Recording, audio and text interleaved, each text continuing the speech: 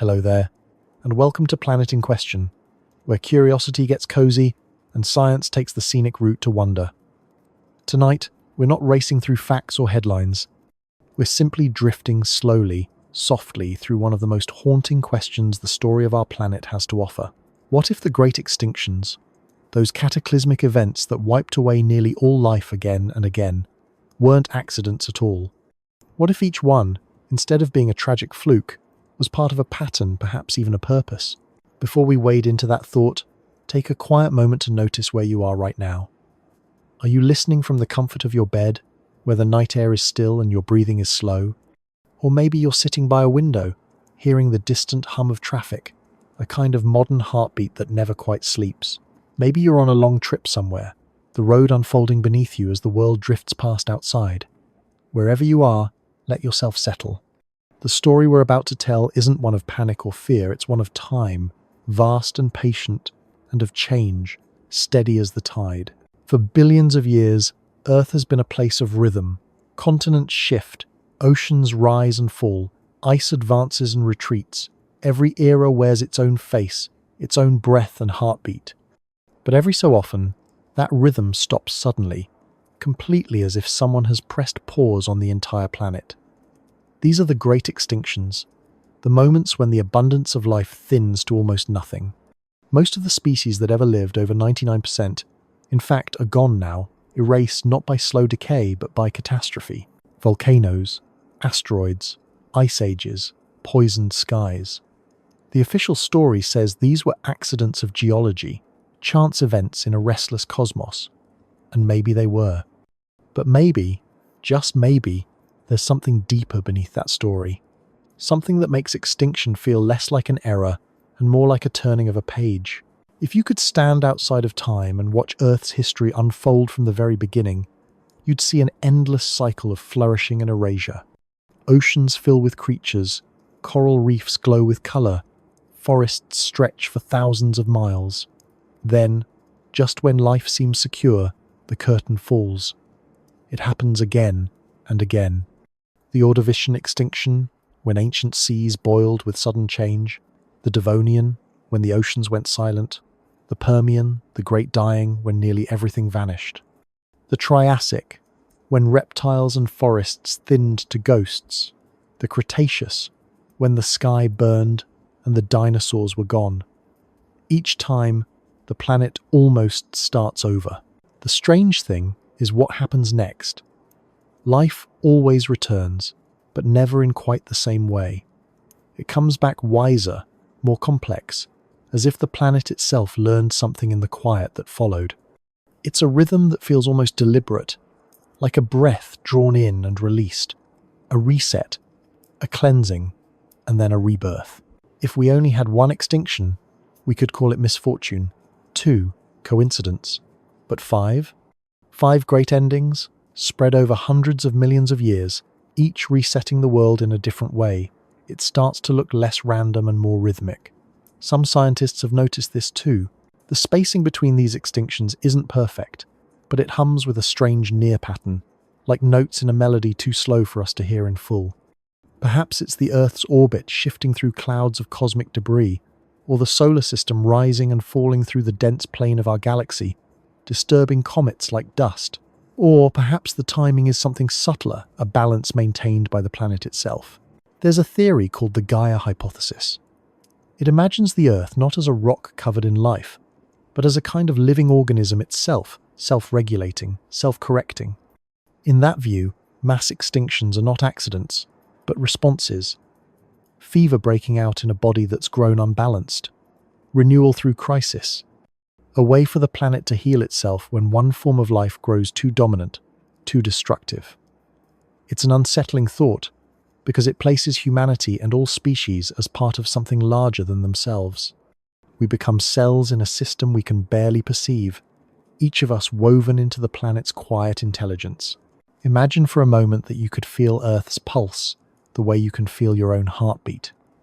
It would be slow, almost still, a rhythm that stretches over millions of years. You might notice that between each beat, between each extinction and recovery, the planet breathes differently. The air changes, the light changes, the very chemistry of life shifts. It's almost as if extinction isn't an end at all, but a punctuation, a full stop before the next sentence begins.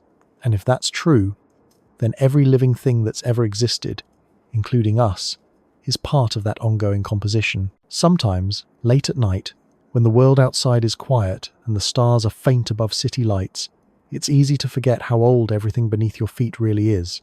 The soil itself is memory. Every grain once belonged to a mountain or a creature. Every atom in your body was part of something else: stardust, ocean salt, the breath of ancient forests. In that sense, extinction isn't really loss. It's transformation. The same material that once shaped trilobites and ammonites now flows through us. The planet recycles its own past endlessly, and perhaps those great wipeouts are simply the most dramatic version of that eternal recycling. But what if it's more than recycling? What if, hidden in the chaos, there's choice? Some thinkers, scientists and philosophers alike, have wondered if there's intention woven into these resets. Not in the sense of a conscious God with human motives, but in the sense that life, all of it, collectively, may have a kind of instinct. An evolutionary intelligence that knows when to start again. Perhaps when ecosystems grow too fragile or too uniform, that instinct intervenes. A shift, a shake, a cleansing wave. What feels like disaster from our limited viewpoint might, from the perspective of deep time, be the planet's way of keeping itself alive. And if that's the case, then the story of extinction is not one of destruction, but of renewal. It means that even in our own anxious age, with melting ice and vanishing species, there might be a strange kind of continuity underneath the fear. Maybe we are not separate from the pattern. Maybe we are the pattern, playing out its next inevitable verse. This idea isn't meant to frighten you. In fact, it can be oddly comforting. Because if the great extinctions weren't accidents, if they were part of some vast design, biological, geological, or even cosmic, then nothing that happens here is meaningless. The rise and fall of species, the emergence of intelligence, even our own uncertain future, all of it might be part of a rhythm far older than we can comprehend. So, as you listen tonight, let yourself imagine Earth not as a passive stage where random tragedies unfold, but as a living participant in its own story. A storyteller that edits and rewrites itself with every chapter. Picture the world breathing slowly through eons, its heart resetting after every great silence, preparing for the next bloom of color and sound. And as that image settles in your mind, as you let the thought drift and soften, remember this. The story of extinction is also the story of survival. Every ending that ever was has led, somehow, to this moment, to you, listening now, alive on the surface of a planet that never truly stops beginning again. If you find peace in that idea, if it feels like a calm place to rest your thoughts, I'd be grateful if you left a like or subscribed. It helps this little corner of quiet curiosity reach others who might need it too. Because somewhere out there, another person may be looking for the same kind of wonder, slow, gentle, and unafraid of the unknown. Now, let's take our next quiet step together, into the first great silence, and the world that came before it. 1. The quiet before the fall. If you could stand in the deep past, in one of the long ages before extinction came, you might be struck first not by what moved, but by what didn't. The air would feel thicker, heavy with oxygen or carbon depending on the era. The colours would seem strange, deeper greens, duller blues, skies that sometimes glowed faintly from volcanic haze or shone pale under unfamiliar constellations. Everything would feel immense, slow, and patient.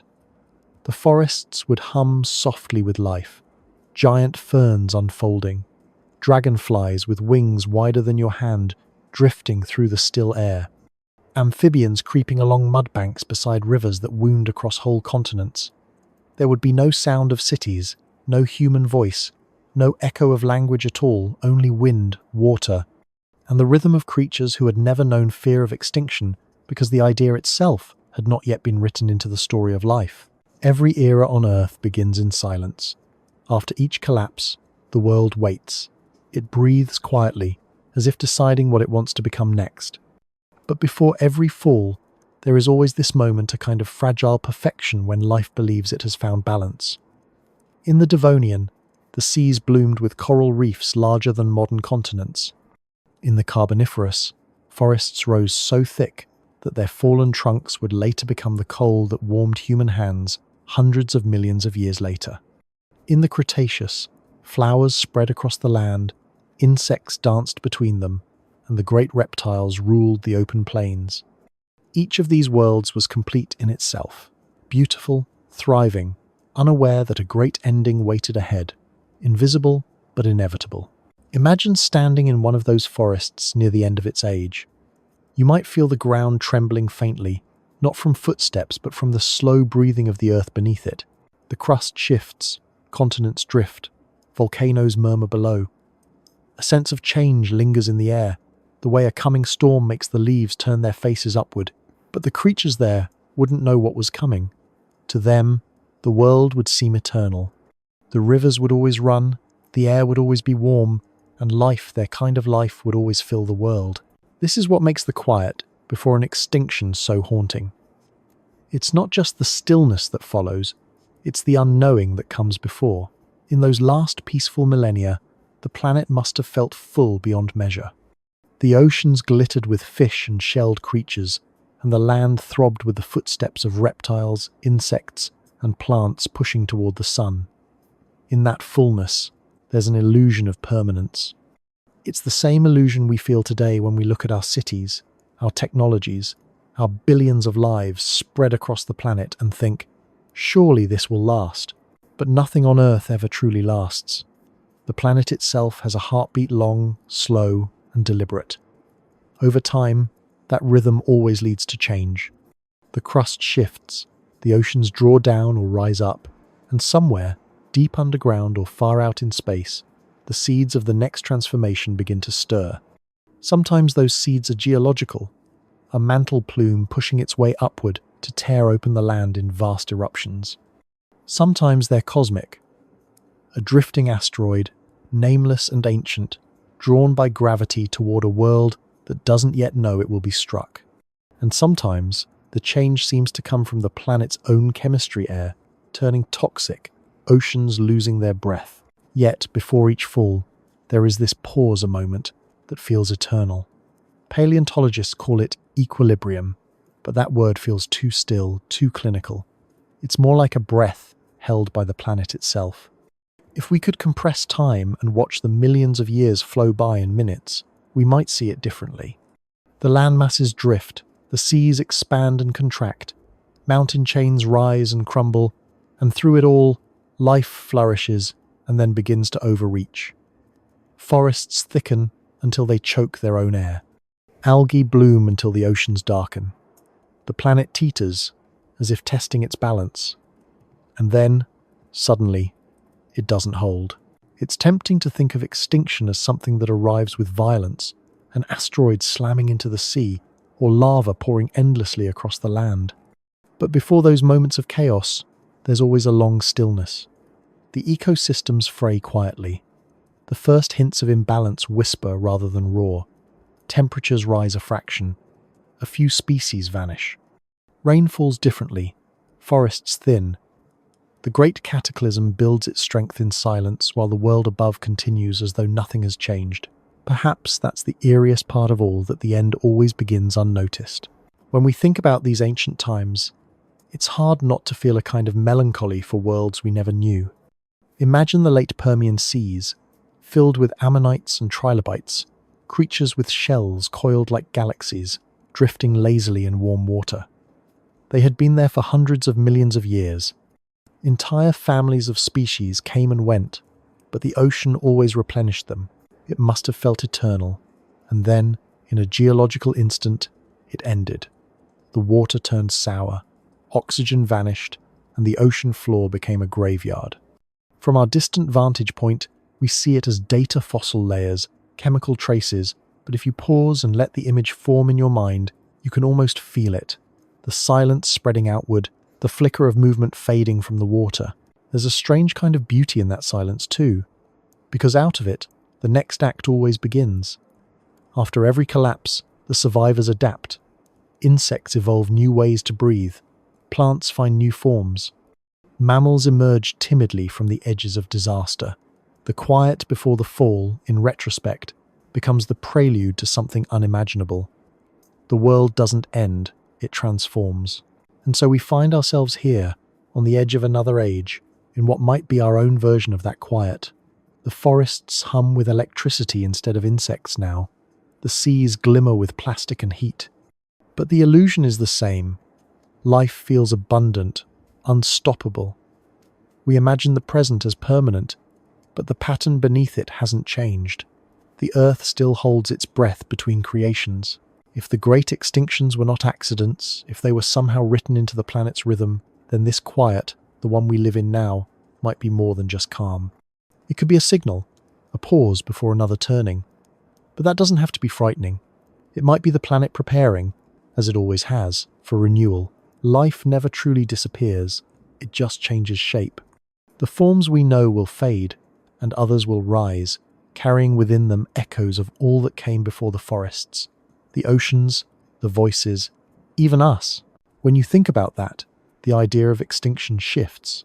It stops being an ending and becomes a kind of breathing and inhale, an exhale, and a long silence between. Somewhere deep below us, the planet remembers every version of itself. Every age that rose and fell is still here in its bones.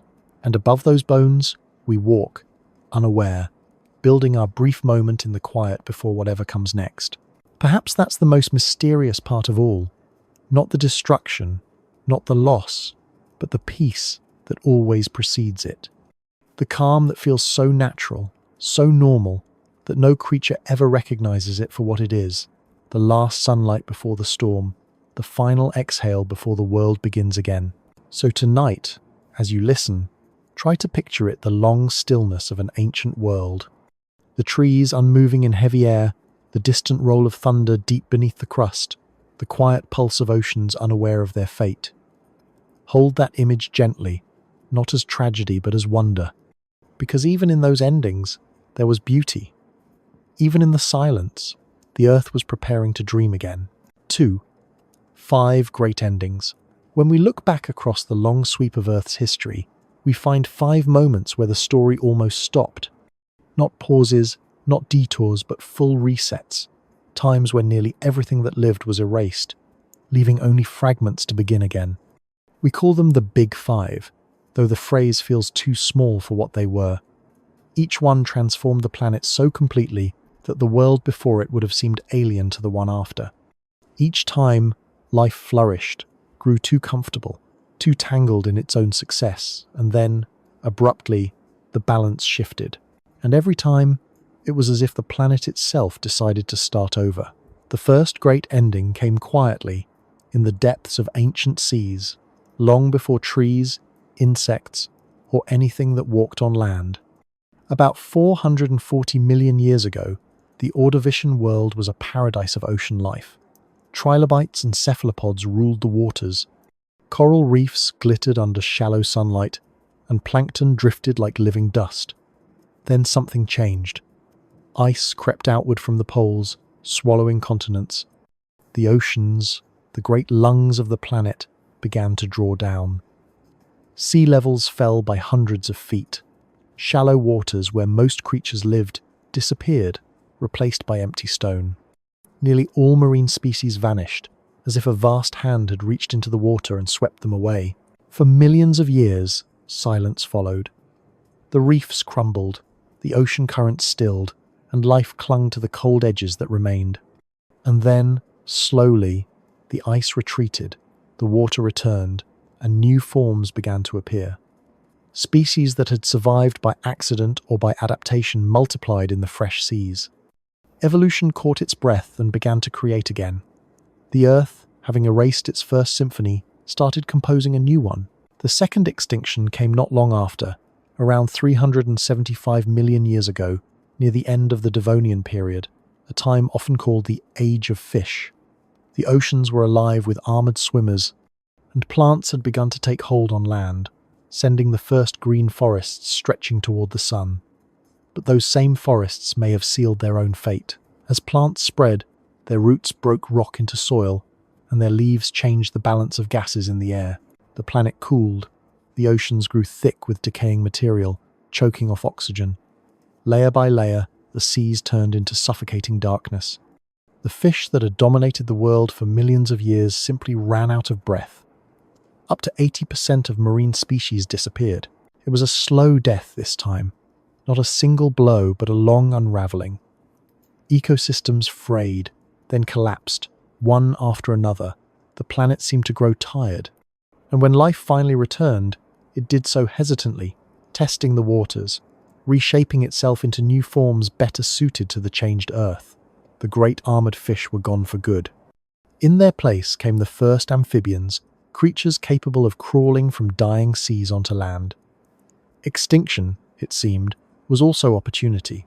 Then came the third ending, the largest of all, the one scientists call the Great Dying. About 252 million years ago, during the late Permian period, the Earth became something unrecognizable. Entire forests burned, oceans boiled, skies turned toxic. The cause, as best we can tell, began deep beneath Siberia, where volcanoes erupted for millions of years without pause. The land poured out rivers of lava that stretched across half a continent. Gases from those eruptions thickened the air, trapping heat, poisoning the rain, and turning oceans into acid. Methane erupted from the seafloor. The temperature rose beyond anything life had ever endured. 96% of marine species vanished. On land, forests disappeared. Insects died off, and even the hardiest reptiles fell silent. The Earth's surface may have turned into a barren plain, lifeless and grey, for millions of years. It was the closest the planet has ever come to starting over entirely. And yet, beneath that devastation, life persisted. Tiny bacteria survived in the dark. Seeds lay dormant, waiting. When the fires stopped and the skies cleared, those survivors began to rebuild the world, molecule by molecule, breath by breath. The fourth extinction arrived about 201 million years ago, at the end of the Triassic. The planet had recovered, but it was restless again. The supercontinent Pangaea began to tear itself apart. Massive rifts opened in the crust, spewing gases and heat. Carbon dioxide filled the air, altering the climate once more. The balance of life that had begun to stabilize tipped again. Roughly 3/4 of all species vanished. Amphibians that had flourished since the Devonian disappeared. Entire lineages of reptiles collapsed. But from that emptiness, something new emerged, the age of the dinosaurs. The creatures that had once been small and uncertain rose to dominance, filling the spaces left vacant by disaster. It was as though extinction had cleared the stage for them, giving evolution room to improvise. And then came the fifth. 66 million years ago, the Cretaceous period ended in fire. You know the story. An asteroid the size of a mountain struck the Yucatan Peninsula, carving a crater 100 miles wide. The sky ignited, the seas rose in walls of steam and flame, and the planet darkened beneath a shroud of dust that blotted out the sun. The dinosaurs, who had ruled for over 160 million years, never saw another dawn. The forests burned, the oceans turned acidic, and 3/4 of all life vanished. But again, out of that silence, new voices emerged. Tiny mammals, which had lived in the shadows for ages, now inherited the world. From them, eventually, came us. Each extinction feels catastrophic when viewed alone. But together, they start to look like punctuation marks in a larger sentence, deliberate pauses between acts. Every time the planet resets, life becomes more complex, more adaptive, more capable of resilience. Fish gave way to amphibians. Amphibians gave way to reptiles. Reptiles to mammals. And mammals, eventually, to something that could look back and wonder why. It's strange to think that without those disasters, we wouldn't be here. The asteroid that ended the age of dinosaurs also began the age of humans. The volcanic hellscape of the Permian gave rise to the ecosystems that would later support birds, flowers, and forests. Extinction isn't just an ending, it's a transfer of possibility, a cosmic recycling of life's raw material. Still, the regularity of these events raises unsettling questions. Why 5? Why not 10? Or 2? or endless chaos. The timing between them isn't perfect, but it's suspiciously patterned. Every few tens or hundreds of millions of years, the Earth convulses, as if obeying some rhythm deeper than chance. Some scientists have tried to explain it through astronomy. Perhaps the solar system passes through dense clouds of cosmic debris every so often, dislodging comets toward the inner planets. Others suggest cycles within the planet itself, tectonic pulses, volcanic breathing, internal feedback loops that build pressure until they break. And then there are those who whisper that maybe, just maybe, it's neither cosmic accident nor geological inevitability. Maybe the pattern belongs to life itself, an ancient self-awareness hidden in the code of evolution, pressing reset when the story grows too crowded or too still. It's a strange comfort, in a way, to imagine that there might be purpose in these endings. Not the cruel purpose of punishment, but the quiet intention of renewal. Each extinction made space for something new, something the old world couldn't have supported. If you could compress all of Earth's history into a single breath, it would sound like this. Inhale creation, exhale destruction, inhale again rebirth. The big five were not mistakes in that rhythm. They were the rhythm. And now, as we stand in what many call the sixth extinction, brought on by our own hands, it's worth wondering which side of the pattern we belong to. Are we the cause of collapse, or the beginning of the next bloom? The thought drifts quietly in the mind like a ripple on still water. Because if the great extinctions were not accidents, then perhaps even this, our cities, our technologies, our fragility, is part of the same vast breathing cycle. The story of endings has always been the story of beginnings wearing a different mask. And Earth, the old storyteller, may already be turning the page. 3. The Earth that forgets.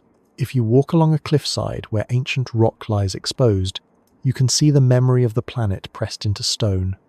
Each layer tells a story of rivers that once flowed, of forests that rose and fell, of seas that covered everything. But the deeper you look, the more those stories begin to blur. The lines fade, the colors mix, and what once was clear becomes guesswork.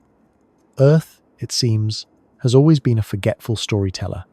It writes in stone and then erases its own script, folding the pages back into itself, grinding its words into dust. We like to think of the planet as a perfect record keeper, its history carved neatly into fossils and strata. But the truth is far gentler and far more mysterious. Earth remembers only what it chooses to, and the rest is lost to time. Most of what has ever happened here, every footprint, every storm, every heartbeat is gone. The continents themselves are wanderers, constantly reshaping, swallowing, and remaking their surfaces. The ocean floor renews itself every few 100 million years, sinking beneath its own weight into the mantle, melting and re-emerging as new crust. Even the mountains, which seem eternal, are slowly eaten by wind and rain. Nothing on this planet truly lasts except the motion itself. It's as though Earth were a painter constantly reusing its canvas, layering new colors over old ones until only faint traces of the past remain beneath. And so when we ask questions like, what caused the great extinctions? Or what came before life as we know it? We are working with fragments, not full chapters. Fossils are rare miracles, formed only under perfect conditions when a creature dies in just the right place, at just the right time, and is buried quickly enough to escape the usual decay. Most life leaves no mark at all. The surface of the planet renews, the wind scatters, the sea reclaims, and memory fades. It's humbling to realize that nearly everything that has ever lived on Earth is gone without trace. For every fossil we hold in a museum, there are billions that vanished before they ever had the chance to form. Sometimes I wonder if that forgetfulness is an accident or a design. Maybe the Earth forgets because it must. Too much memory would weigh it down. Imagine if every tree, every species, every fleeting climate still existed somewhere, fossilized and preserved perfectly. The world would be a cluttered archive, not a living place. Forgetting, then, might be part of how the planet stays alive, a necessary clearing of space for what comes next. The old worlds sink and dissolve, so the new ones can grow without being smothered by their ancestors. But that also means that for every extinction we think we understand, there might have been countless others we'll never know about. The big five are only the visible ones, the loud ones, written in layers thick enough to survive. What about the quiet endings, the smaller resets that didn't leave a bold signature in the rock record? There could have been 10, 20, 100 moments where the world stumbled and began again, each one erased before the next could even notice. The Earth forgets not just because it changes, but because it has always been in motion, and motion blurs the edges of memory. Consider how our own lives work. A single day can be remembered in fragments. The smell of rain, the taste of tea, the sound of someone's laughter. The rest fades, not because it was unimportant, but because our minds make room for what comes after. The planet seems to do the same thing, except its days are measured in millions of years. It holds on to only what matters for its next chapter. The continents shift, the atmosphere thickens or thins, life adapts, and the older versions of the world slip quietly away. Even the fossils we find are not always truthful. They're snapshots, not complete portraits. When scientists reconstruct an extinct species, they're often working from a few bones, or a shadow in rock, or a chemical trace left behind by cells that no longer exist. The rest, the color of the skin, the sound of its call, the way it moved, is imagination stitched onto evidence. Our understanding of Earth's past is not so much a photograph as a painting, carefully filled in with guesses and patterns. It's a story we keep telling, knowing it's always incomplete. And yet, there's something poetic in that incompleteness. It gives room for wonder. Every missing piece becomes an invitation to imagine. Maybe that's why we're drawn to mysteries like extinction and rebirth. We sense that behind what the Earth forgets lies something essential, a rhythm, a pulse, a hidden continuity. The gaps in the record might not be errors, but spaces left open for discovery. Perhaps the planet doesn't erase its past completely. Perhaps it whispers it, softly, through the shapes of mountains, through the chemistry of the oceans, through the deep time patterns that scientists are only beginning to decode. Think about how life itself carries memory forward.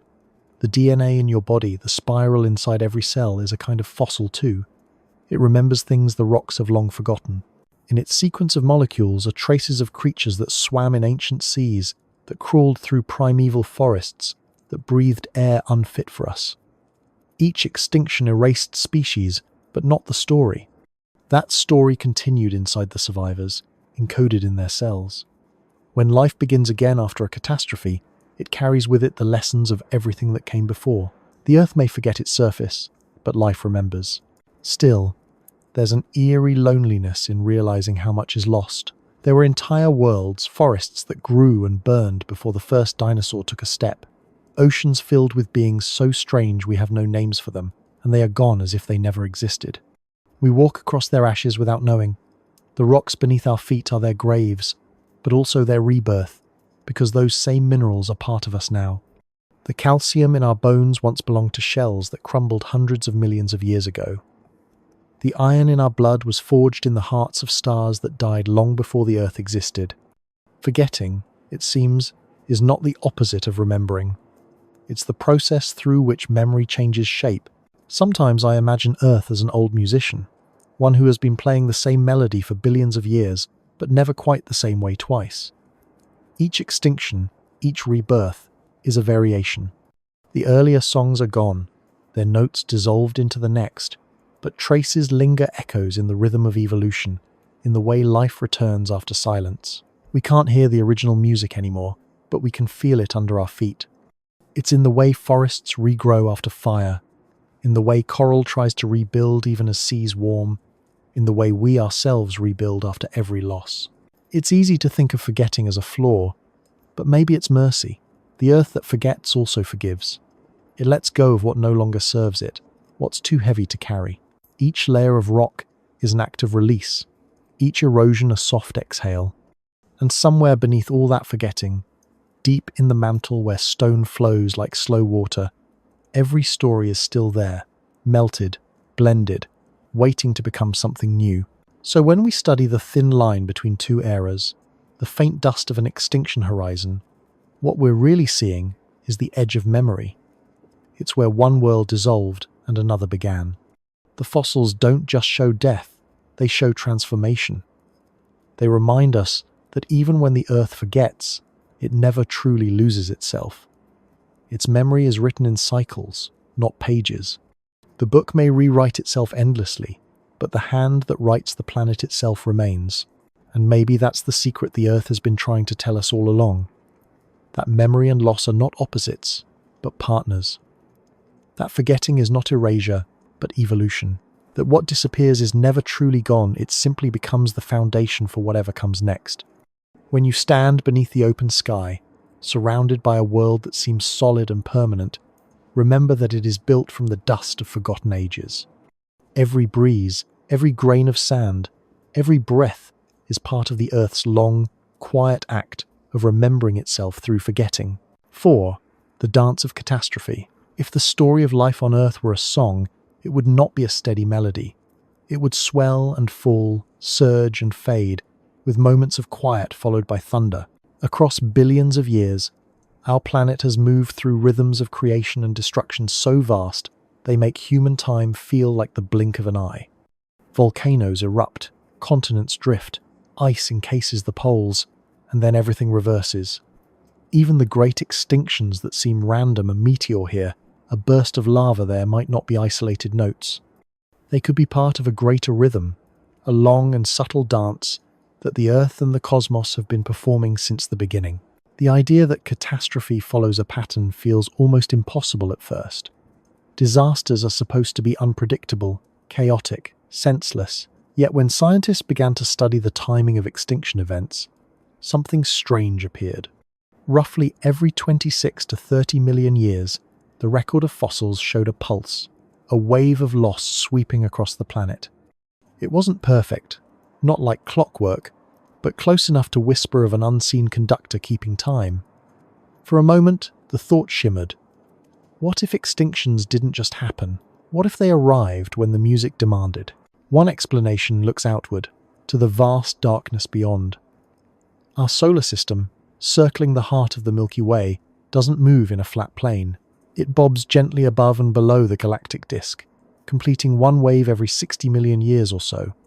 As we pass through the denser regions of the galaxy, we encounter more comets, more dust, more gravitational nudges. Some of those icy wanderers are knocked from their orbits and sent hurtling inward toward the inner planets toward us.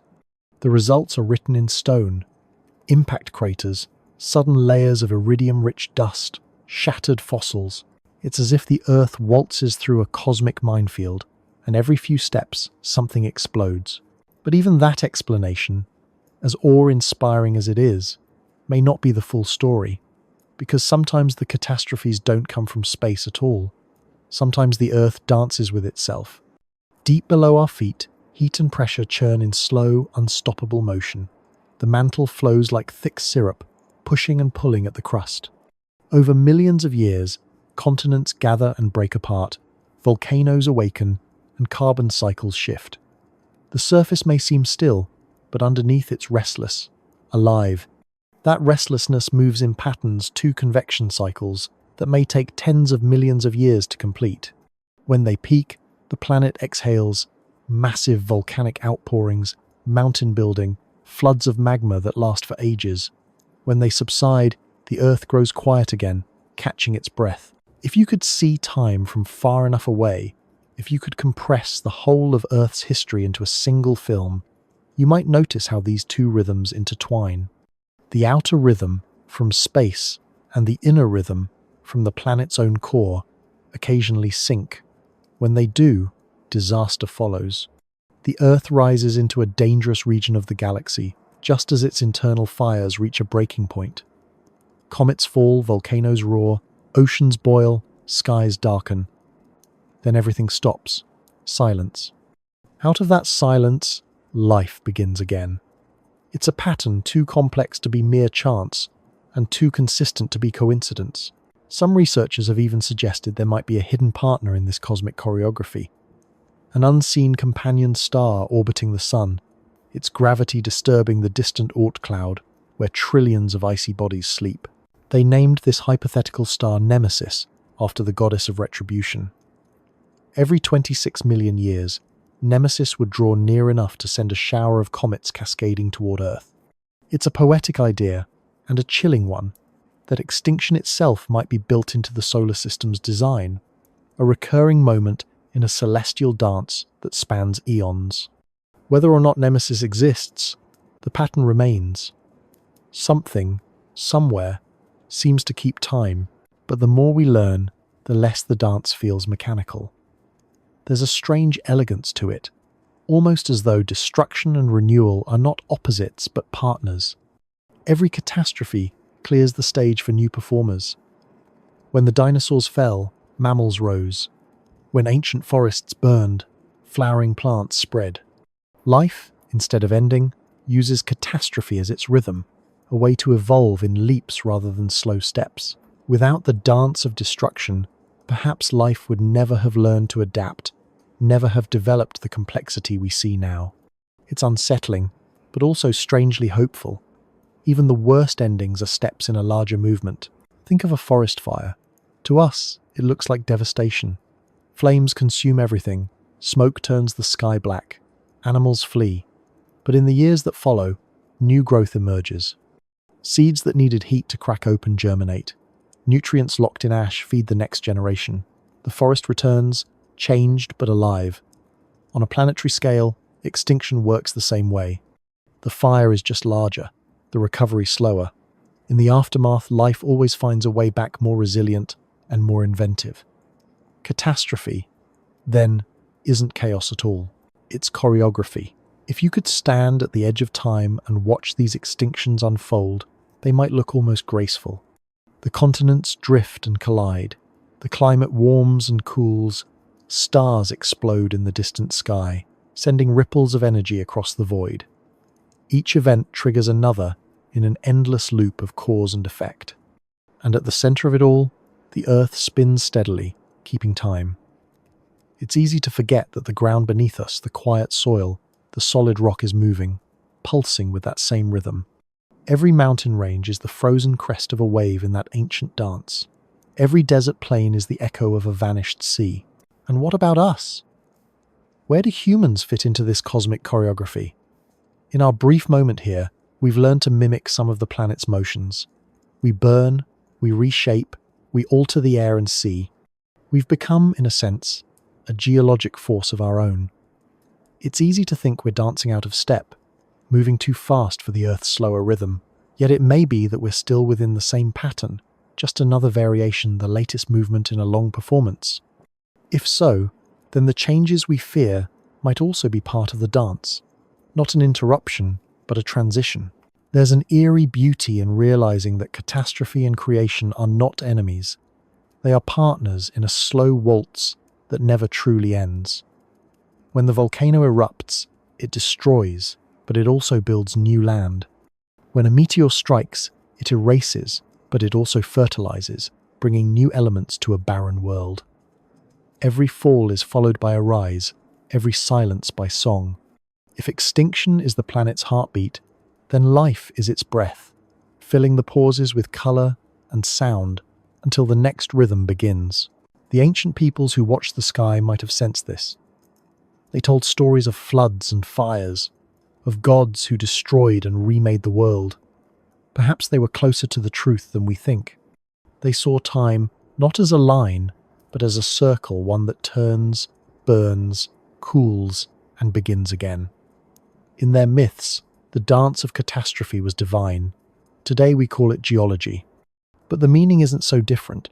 It's still the story of a planet learning, through destruction, how to stay alive. If you listen closely, you can almost feel it even now.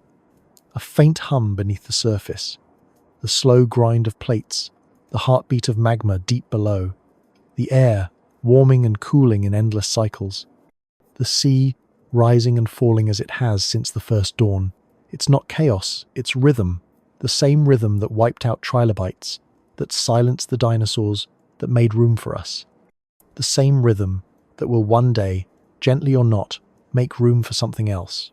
And maybe that's not something to fear. Maybe the dance of catastrophe is simply the Earth's way of keeping balance, of reminding itself that nothing, not even life, should hold still for too long. If we are part of that dance, then our task is not to stop it, but to listen, to move with it, softly, wisely, aware that every ending we dread is also a beginning in disguise. So the planet spins, and the music continues slow, vast, and unending. Somewhere, the next note is already forming, waiting to fall into place. And when it does, the dance will go on, as it always has, as it always will. 5. The Permian Mystery. The Earth has worn many faces, but none so strange, so tragic, or so revealing as the one it wore at the end of the Permian period. If you were to step into that time some 252 million years ago, you would find yourself on a planet that felt familiar at first glance, but only briefly. The continents were fused into one immense landmass called Pangaea, surrounded by a single endless ocean. The air shimmered with heat, the sky held a reddish cast from constant dust, and the wind carried the scent of salt and volcanic ash. Yet life still thrived. Giant ferns waved in the humidity. Reptiles, the size of cars, basked under a sun that never seemed to rest. In the shallows of the great ocean, coral reefs bloomed in intricate gardens. It was a world at its peak, rich, vibrant, alive. And then, almost overnight in geological time, it ended. The Great Dying, as we call it now, was unlike any catastrophe before or since. More than 90% of all marine life vanished. On land, forests withered and turned to ash. Insects, creatures that had survived every challenge for hundreds of millions of years nearly disappeared altogether. It was the closest our planet has ever come to losing life completely.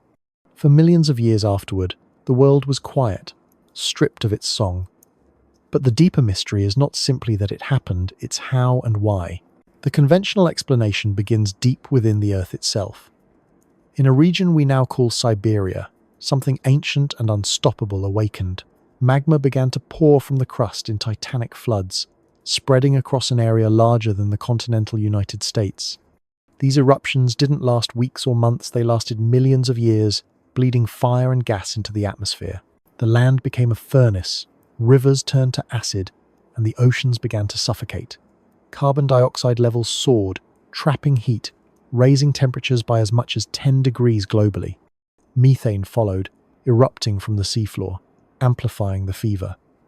The skies darkened with ash, then cleared again, only to reveal a world too hot to live in. For a long time, scientists thought that story was complete. Volcanoes killed the world. But as evidence accumulated, cracks began to appear in that simple tale. The chemistry of the extinction layers told a story of not just heat but poison. An atmosphere filled with chlorine and bromine compounds that shredded the ozone layer. Under such skies, sunlight itself became lethal, burning DNA, sterilizing the surface. Where could such gases have come from? Some geologists proposed that the lava had ignited vast deposits of coal and salt buried underground, releasing toxic halogens into the air. The Earth, it seemed, had turned itself into a weapon against its own life. Still, there are other puzzles that the volcano theory can't quite explain. For instance, why did the extinction unfold in distinct waves, not one singular blow, but several pulses spread over hundreds of thousands of years? If it were simply heat, life should have faded evenly. Instead, there are rhythms within the chaos. Intervals of partial recovery followed by renewed devastation. It's as though the planet were testing itself, hesitating, adjusting, and then deciding to finish the reset. There are also strange signs of timing. Some models suggest that the release of carbon and methane was far too rapid to come only from slow volcanic emissions. Something accelerated the process, something sudden and vast. One hypothesis imagines that as temperatures rose, microbes in the warming oceans began to multiply uncontrollably, consuming oxygen and exhaling methane. The Earth's own life, pushed past a limit, turned on itself, amplifying the destruction it had started. Life became its own undoing, but another theory, whispered more quietly, looks upward rather than inward. Around the same time, the solar system may have passed through a dense arm of the Milky Way, disturbing clouds of cosmic debris. Some researchers have suggested that multiple small impacts, comets or asteroids, struck during this era, each one compounding the stress on the biosphere. If true, the Great Dying might not have been one event, but a convergence. The Earth burning from below while being struck from above, as if the universe itself joined in the cleansing. And then there's an even stranger idea, one that belongs more to philosophy than geology. What if, in some sense, the extinction wasn't a mistake? The Permian world had reached a kind of evolutionary saturation. Reptiles, plants, and marine organisms had diversified so completely that ecosystems were locked into place. Every niche was filled, every balance was precise. The planet, for all its abundance, had become rigid. And when systems grow too stable, they stop evolving. Perhaps the Earth itself, through the interplay of chemistry, heat, and chaos, found a way to unfreeze the pattern. The destruction that followed wasn't mindless ruin, but a reset, a way for life to breathe again. If that sounds too mystical, consider how the aftermath unfolded. After the Great Dying, Earth entered a long silence. For millions of years, the land was nearly barren, the oceans sluggish and nearly lifeless. But slowly, quietly, green returned. The survivors, a handful of hardy species, began to adapt to the new world. Out of that desolation came the ancestors of the dinosaurs, the first true mammals, and the beginnings of modern forests. The world that emerged from the Permian's ashes was not just different, it was more dynamic, more complex, more ready to change. The next 150 million years would see life flourish in forms no one could have imagined before. So perhaps the Permian extinction was not just a tragedy, but a pivot point. A moment when the planet tested the limits of its own resilience and found that even total collapse could not stop life's return. There's a kind of eerie comfort in that thought. The same forces that wiped the slate clean also made the next chapter possible. The world died so it could be reborn. Still, the mystery lingers. Was the Great Dying truly accidental, a geological coincidence, or was it part of the planet's long rhythm of renewal? Some scientists have begun to find evidence of cycles in Earth's climate and tectonics that repeat roughly every 200 to 300 million years, the lifespan of a supercontinent. Each time the continents merge, global weather patterns shift, volcanic activity surges, and life is pushed to its edge. Then, as the land breaks apart again, evolution surges forward. It's a dance written into the deep structure of the planet itself. The Permian may simply have been one particularly violent step in that choreography. When we call it the Great Dying, we describe only half the story. The other half is what came after the quiet persistence, the rebirth. Even in the most lifeless epochs, the planet carried the potential for renewal, like embers smouldering under ash. In that sense, the Permian isn't just a warning of what can be lost, it's a reminder of what endures. Sometimes I imagine the Earth during that time vast, cracked, empty, standing under a sun that seemed too bright for a world so silent. And yet, beneath that silence, the chemistry of life was still at work. Deep in the oceans, bacteria continued to split molecules, releasing faint traces of oxygen. In the soil, microscopic fungi threaded their way through dust, recycling what little carbon remained. Life was never gone. It was only hidden, waiting for the world to calm. If the great extinctions were not accidents, then the Permian may have been the most deliberate of all, a complete erasure before a grand redesign. A catastrophic cleansing, brutal yet strangely purposeful, as if the planet were reshaping itself to try again. The thought is humbling, and a little frightening, because it suggests that even the worst disaster can serve a higher pattern, one we may never fully understand. And maybe that's the deeper mystery of the Permian, not just how the world ended, but how it began again. It's a story written in fire, but it ends in green. The fossils tell us that after every fall, life eventually learns a new way to rise. The Permian wasn't just the Earth's greatest dying, it was also its greatest lesson that even in endings there is design, even in silence there is intent, and that the planet, though it forgets, never stops beginning again. 6. The hands of the planet. If you watch a river long enough, you begin to notice something subtle. It doesn't simply flow, it shapes. It carries silt and stone, carving valleys, deepening its path with quiet persistence. It seems alive, though we know it isn't in the way we are. The same can be said of the wind, of the tides, of the shifting crust beneath our feet. The planet moves with intention, or something that feels like intention, a rhythm so slow that our human senses can mistake it for stillness. But if you speed up time, if you imagine the passing of millions of years as the blink of an eye, Earth begins to look like a living being in motion, constantly changing its form, correcting, healing, and reinventing itself. Perhaps, in some unfathomable way, the Earth really does have hands, not of flesh and bone, but of gravity, heat, and time. This idea isn't new. Ancient cultures often imagined the Earth as a mother or a spirit, a being that breathes and feels. The Greeks called her Gaia. The Andean peoples knew her as Pachamama. To early civilizations, it wasn't superstition to think the world was alive, it was observation. They watched the ground tremble, mountains erupt, rivers shift course, and crops fail or flourish without apparent cause. They sensed that something larger was always at work, something with moods and cycles. In modern times, we've traded myth for measurement, but the mystery remains.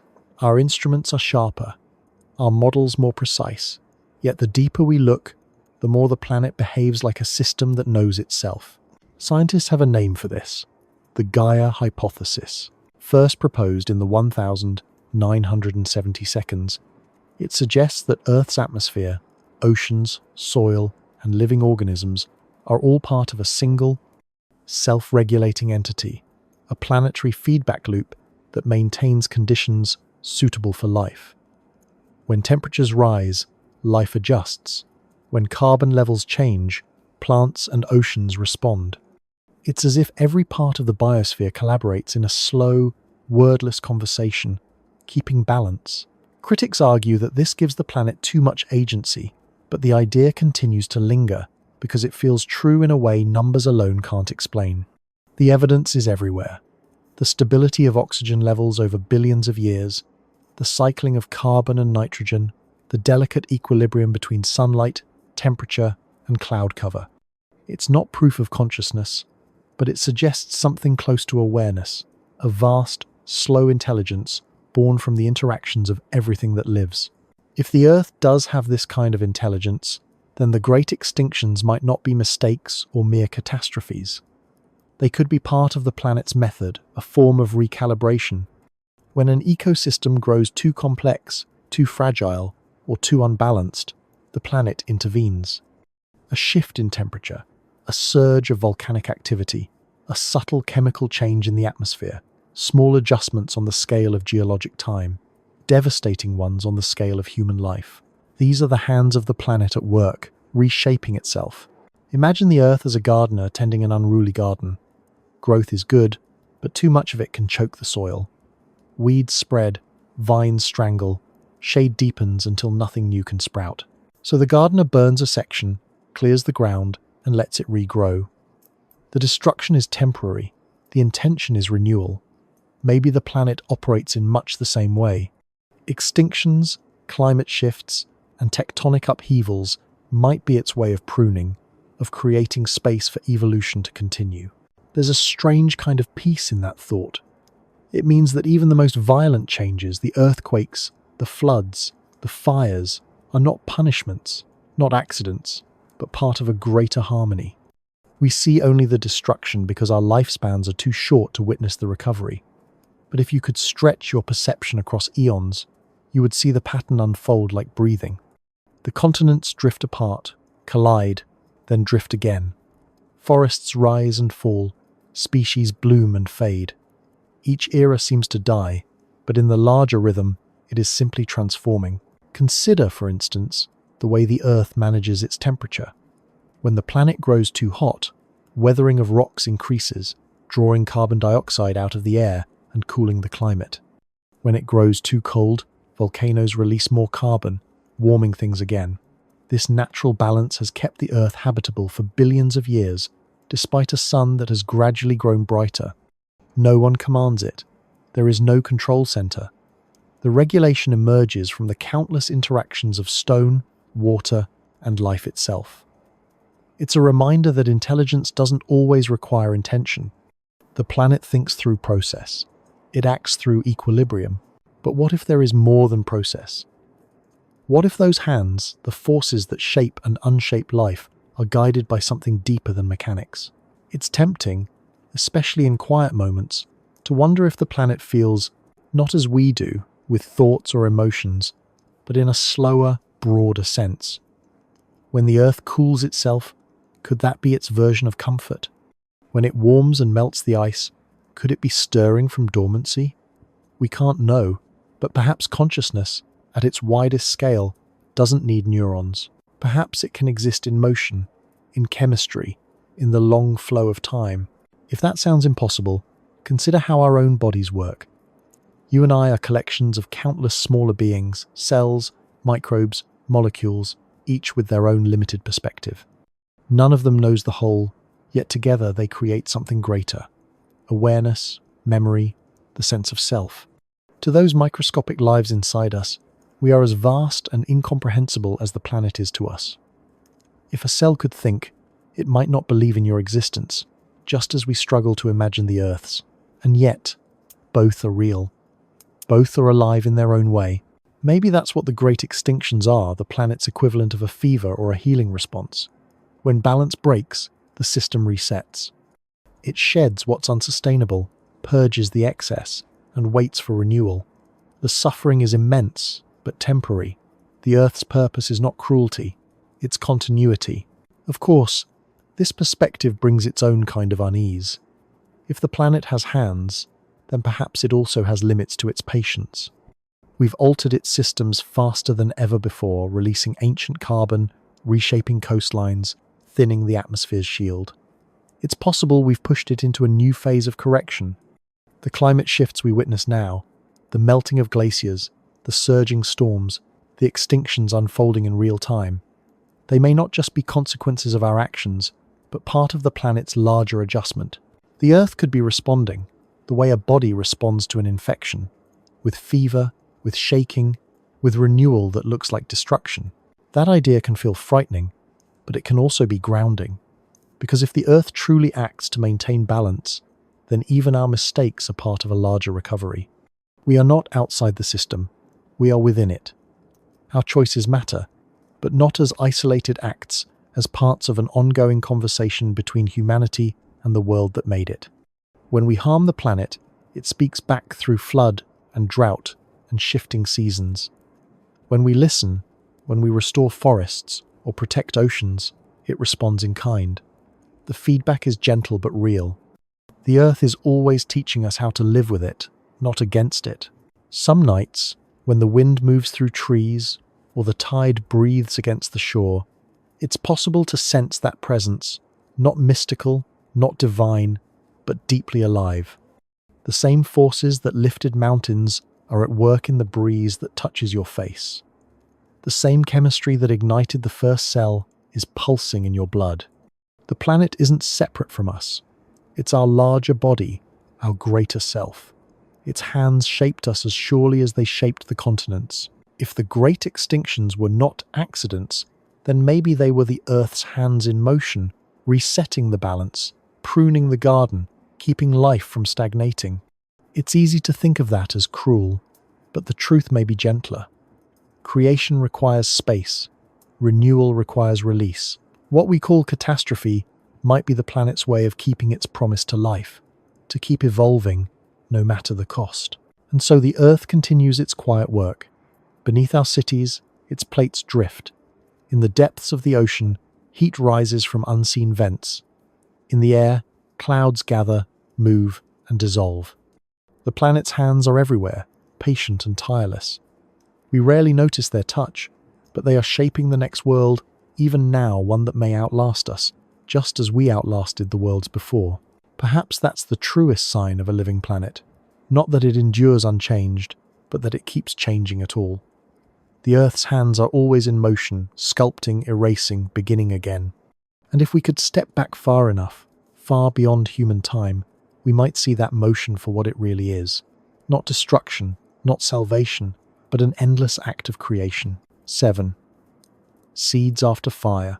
After every ending, there is a moment when the Earth seems to hold its breath. The air cools, the oceans settle, and silence spreads like mist across the land. To anyone living through it, if anyone were left to notice, it might feel like finality, the kind that allows no return. But deep beneath that silence, in the soil, in the dark corners of oceans and caves, life is already preparing its next move. It never truly stops. Even in the ashes, seeds wait. Even in the deepest freeze, microbes stir faintly, biding their time. The world knows how to begin again. After the great extinctions, this is always what happens. The fire ends, the storms pass, and life emerges, smaller at first, quieter. It's as though the earth dreams through its destruction, waking slowly to a new morning. The survivors are few, the tough, the lucky, the unnoticed, but they carry in their fragile bodies the code for what comes next. They are the seeds after fire, the architects of the world that will follow. It's hard to picture what that looks like without stepping out of human time. Imagine you could fast forward millions of years, watch the scars of cataclysm fade like ripples in water. The blackened land greens again. Lava cools to stone, then to soil. Tiny shoots rise from cracks where nothing seemed able to live. In the sea, small organisms float upward, finding light that hasn't touched their kind in eons. From those beginnings, whole worlds unfold. It's not a miracle, it's a rhythm. Take, for instance, the end of the Cretaceous, the moment when the dinosaurs vanished, and the Earth once again became a blank page. The sky had been choked with dust, sunlight blocked for months, maybe years. Temperatures plummeted, plants withered. The great reptiles that had dominated the planet for over 160 million years fell silent. And yet, when the dust finally settled, something extraordinary began. Tiny mammals, no larger than rats, emerged from their burrows. They had survived the fire by hiding in darkness, feeding on seeds and insects. In the quiet world left behind, they began to multiply. Within a few million years, the blink of an eye, in geological time, they had spread across every continent, evolving into forms that would eventually give rise to whales, elephants, primates, and us. It's a pattern that repeats itself again and again. The extinction clears space, and evolution rushes to fill it. When the forests of the Carboniferous collapsed, ferns and mosses gave way to new kinds of plants that could withstand drier air. When the seas of the Devonian went still, fish learned to breathe air and walk on land. When the Permian world burned, reptiles and mammals took turns reshaping the earth. Destruction, it seems, is the planet's most reliable engine of invention. This cycle, burn, rest, renew, is mirrored in smaller ways all around us. A forest fire may look like devastation, but many of its trees carry seeds that can only open in heat. Their cones are sealed by resin that melts in flame. Without fire, the forest would grow stagnant. With it, new life floods the ground in a single season. Volcanoes bury everything in ash, yet that same ash becomes some of the richest soil on Earth. Floods sweep away, then replenish. Even decay, the quietest form of destruction, feeds the next generation. The Earth has never wasted its endings. When we talk about the seeds after fire, we don't just mean the literal ones. The seeds are ideas, adaptations, genetic experiments, possibilities. Evolution is not a straight path. It's an improvisation. After an extinction, the old rules loosen and new ones emerge. In that openness, life becomes creative. It tries shapes and colors it never dared before. Wings unfold, eyes sharpen, brains grow. The survivors evolve not because they're stronger, but because they're flexible. They learn to live in a world that no longer resembles the one they were born into. There's something deeply human about that. Even though we're latecomers to the story, we too are creatures of renewal. Our ancestors endured ice ages, famines, and floods. Entire civilizations have risen and fallen, yet humanity keeps rebuilding, reinventing itself from what remains. We are, in a way, the Earth's latest seeds after fire born from the ashes of what came before, carrying within us both memory and promise. But there's also humility in recognizing how fragile those seeds can be. The first mammals that crawled from hiding after the asteroid struck didn't know they would inherit the planet. They were simply surviving, doing what life always does, holding on. When we look back at them now, it's tempting to see destiny. But in truth, survival has never been about purpose. It's about persistence. The world doesn't plan its future, it grows into it. Sometimes, the seeds of renewal are invisible, hiding in the smallest places. After the Permian extinction, when 96% of species vanished, life nearly failed altogether. The oceans turned to poison, the air grew thin, and the surface baked under an unforgiving sun. But deep beneath the ocean floor, near hydrothermal vents, colonies of microbes endured. They fed on minerals, living without sunlight in complete darkness. For millions of years, those microscopic survivors held the spark of life while the surface healed. When the planet cooled, when the skies cleared, their descendants rose again, spreading into the open world. From the most desolate conditions imaginable came the foundation of all that followed. There's a quiet lesson in that. Resilience doesn't always look powerful. Sometimes it looks like waiting. Sometimes it's silence, or dormancy, or the refusal to give up when everything else has. The seeds after fire are rarely grand. They're humble, hidden, almost invisible, until the moment arrives when the world needs them. Then they bloom, unstoppable. I often wonder how the earth must look in those in-between times, when destruction has passed but renewal hasn't yet begun. The air must feel heavy with possibility, the way dawn feels after a storm.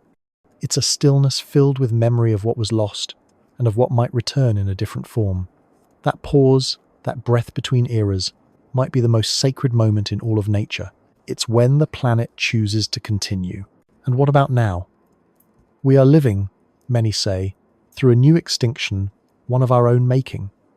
The forests burn, the seas warm, species vanish faster than they can adapt. It's easy to see only the loss, the smoke, the silence. But somewhere, the seeds are already forming. In the depths of the ocean, in the cracks of cities, in the minds and hands of those who care, the next world is beginning. Whether it includes us is uncertain, but it will come. The Earth has never failed to renew itself, even when its surface seemed beyond repair. That doesn't absolve us of responsibility. The planet's resilience is not an excuse for neglect. It's an invitation to participate in the renewal, to be part of the pattern, not merely its witness. When we plant trees, when we restore reefs, when we learn to live gently on the land, we are acting out the same ancient instinct that brought life back after every catastrophe. We are the seeds after fire, learning to grow again in our own ashes. There's comfort in that thought, even amid fear, because it means that endings, no matter how absolute they seem, are never final. The planet carries within it an endless capacity for recovery. It knows how to begin again, and again, and again. We are part of that knowing. We carry it in our breath, our blood, our memories of survival. So when the world feels uncertain, when the news is full of smoke, and the future feels small, remember this. Beneath every burnt forest, every shattered reef, every cracked field, there are seeds waiting. They don't need hope, they don't need permission, they only need time. And the earth, for all its storms and fires, has plenty of that. In the end, life's greatest secret isn't strength, it's patience, the willingness to start over, no matter how many times it's been burned. Every leaf, every creature, every human heart is part of that long tradition. The universe creates through destruction, and the earth keeps dancing to that rhythm. The seeds after fire are not just survivors, they are the planet's promise, quiet, enduring, eternal. 8. A hidden intelligence. Sometimes, when the wind moves through a forest, it almost sounds like the trees are speaking to one another. The leaves shiver, the branches bend, and for a moment the sound feels like language, slow, deliberate, and older than words. Beneath the soil, roots intertwine, sharing water, nutrients, even warning signals. The forest behaves as though it knows itself. It isn't alive in the way a single creature is. It's alive in the way a system is collective, distributed, harmonious. And when you look at Earth from far enough away, from the cold silence of space, it begins to resemble that same pattern. A single organism, immense and intricate, quietly aware of its own balance. Maybe what we call nature is more than chemistry and chance. Maybe the planet carries a kind of hidden intelligence, one that doesn't think as we do, but one that feels, corrects, and remembers. If that idea sounds strange, remember that intelligence doesn't always mean consciousness as we understand it. It can mean the ability to respond, to adapt, to learn from experience. By that measure, the Earth has been thinking for billions of years. It has endured impacts that shattered continents, fires that turned the air to poison, and ice ages that froze nearly everything. Yet each time, it recovered, refining its systems a little more. The oceans learned to buffer carbon. The atmosphere learned to breathe with the forests. Life learned to cooperate as well as compete. The result is a planet that maintains astonishing stability amid constant change, a form of wisdom written into stone, sea, and cell. Scientists have seen this intelligence in motion. When global temperatures rise, certain plants thrive that draw carbon from the air, cooling the planet again. When volcanic ash darkens the skies, the oceans shift their circulation to spread warmth where it's needed most. Coral reefs, when bleached by heat, can recover by adapting their microscopic partners, choosing new combinations better suited to survival. Each of these responses looks mechanical if you zoom in close: chemistry, physics, biology. But if you step back, if you see them together, they look coordinated, purposeful. It's as if the planet is quietly adjusting the dials of its own machinery. Some thinkers have taken this further, wondering if the Earth might possess a kind of awareness beyond anything we can measure. Not awareness in the human sense, but something slower, more diffuse, a field of connection that spans all living things. Every tree that exhales oxygen, every ocean current, every migration of birds, each contributes to a global pattern of feedback and response. Perhaps intelligence, at its deepest level, doesn't belong to individuals at all. Perhaps it's an emergent property of relationship. By that logic, the planet itself is the only true mind. Here we are, simply thoughts passing through it. If that's true, then maybe extinction isn't just a geological event. Maybe it's a choice, or at least a reflex, the Earth's way of resetting a pattern that's gone too far out of balance. Like a body fighting infection, the planet might trigger fever, drought, or flood to restore its equilibrium. To us, it feels like catastrophe. To the Earth, it could be medicine. In that sense, the mass extinctions might not be random at all. They could be part of a vast self-regulating process, a planetary intelligence pruning its own creation to keep life adaptable and fresh. The idea feels vast, almost heretical, because it challenges how we see ourselves. We like to think of intelligence as something separate from nature, something uniquely human. But what if it's the opposite? What if intelligence is the natural outcome of complexity itself, and humanity is just one fleeting expression of a mind that's always been here? The Earth might be the thinker, and we the thoughts, temporary, vivid, and destined to fade back into the source that imagined us. Sometimes you can sense this hidden intelligence in small, fleeting moments. The way lightning fertilizes the soil with nitrogen, as if aware of what plants need. The way whales carry nutrients from deep water to the surface, feeding plankton that feed the entire ocean. The way fungi link trees in networks that share food between species, a forest's silent internet. None of these things are planned, but together they form an order that seems too precise to be accidental.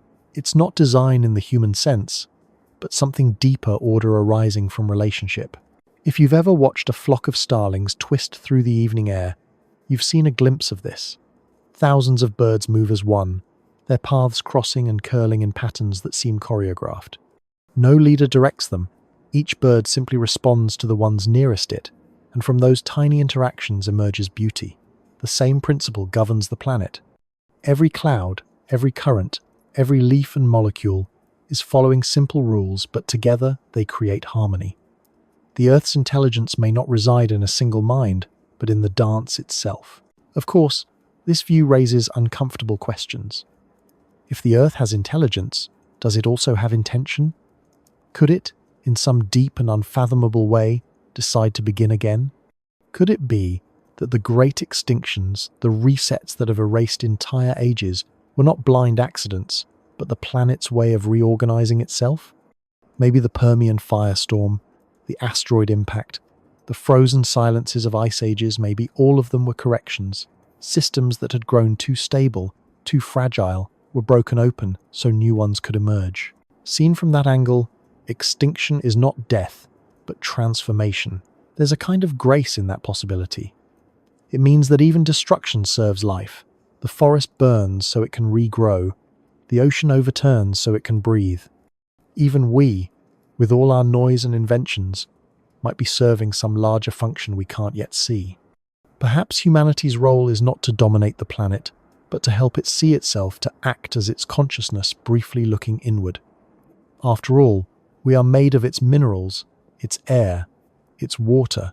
The Earth built eyes to look at the stars and called them human. But intelligence can forget itself. A system that grows too self-absorbed can drift from balance. Our species has become that kind of feedback loop, amplifying signals instead of calming them, taking more than the planet can restore. And yet, even this may fit within the larger pattern.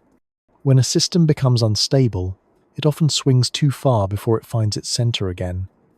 Perhaps we are the Earth's current overcorrection, the fever that forces adaptation.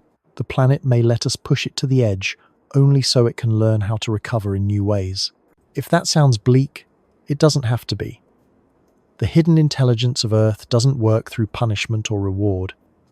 It works through learning, and we, as part of it, are capable of learning too. Every act of renewal, reforestation, restoration, preservation is a sign that the Earth is teaching itself through us. When we protect what remains, when we adapt our ways, we become the instruments of its recovery.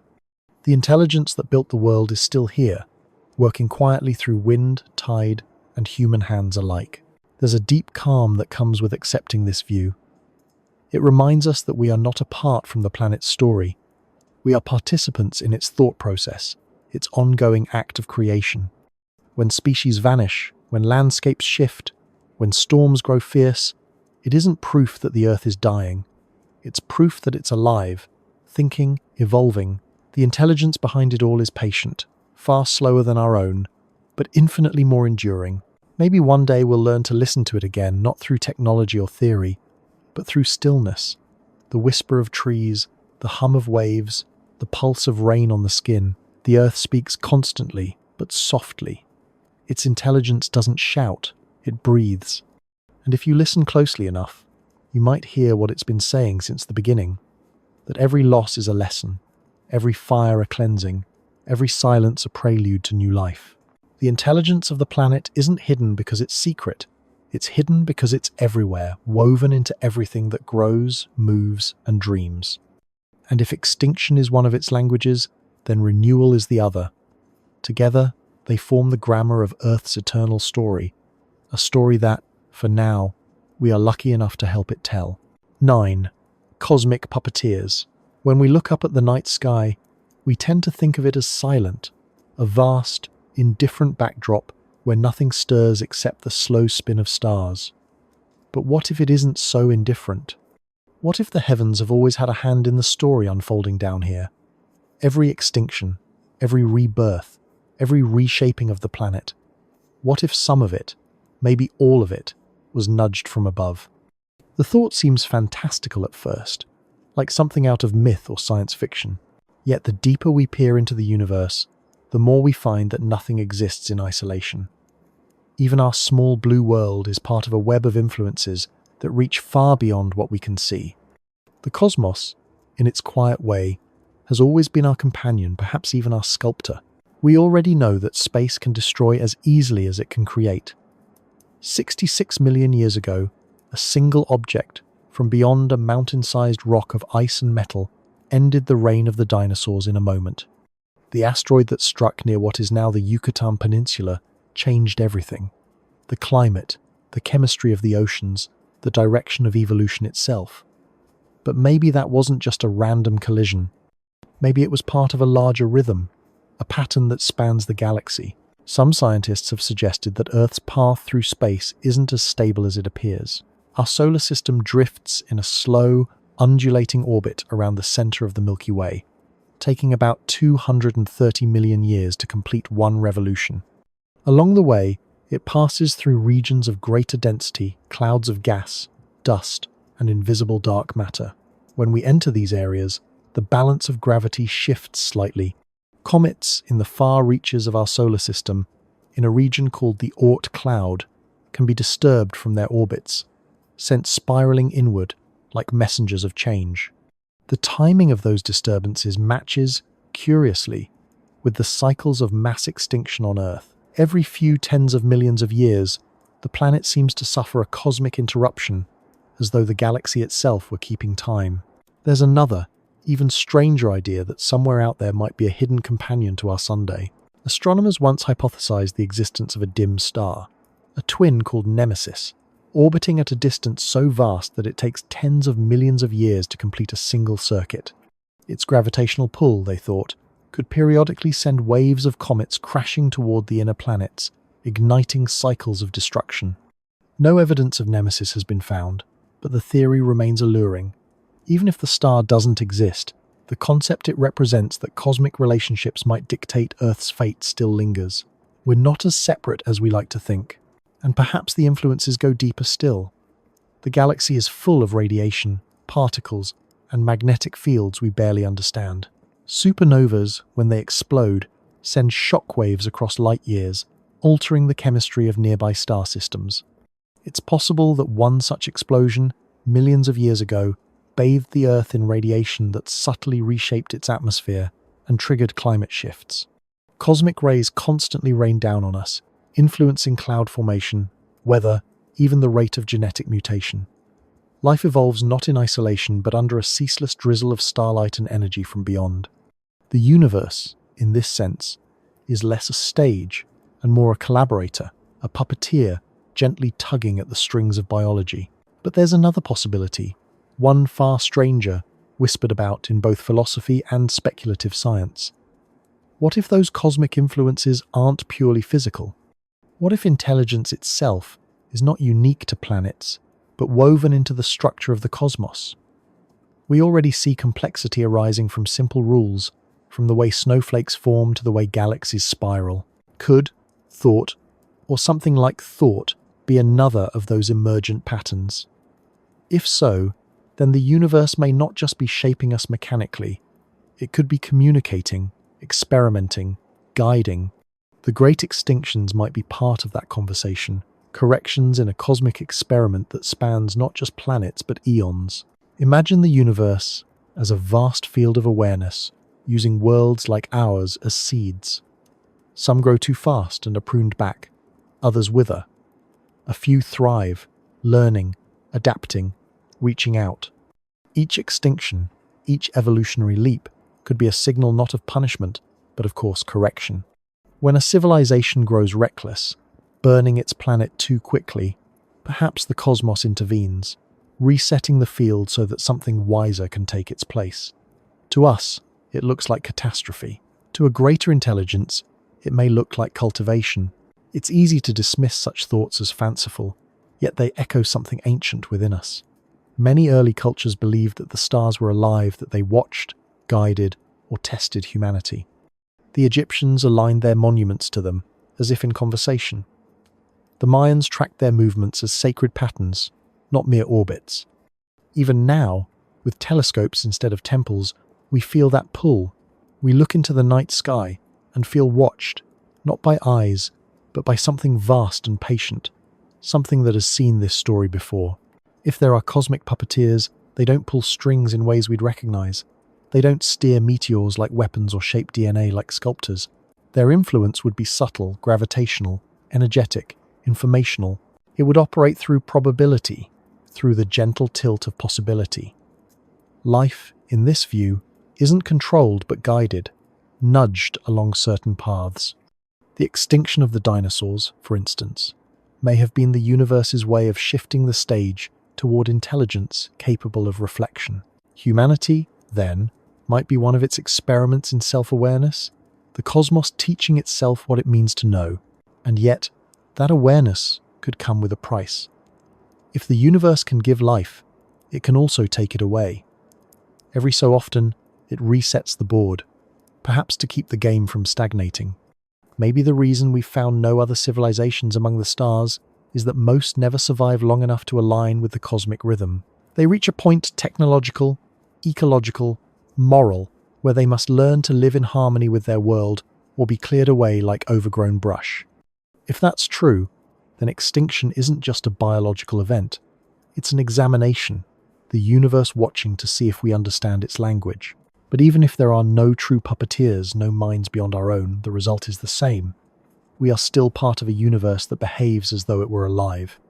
Every force that shapes us, from gravity to sunlight to the slow drift of galaxies, plays a role in our story.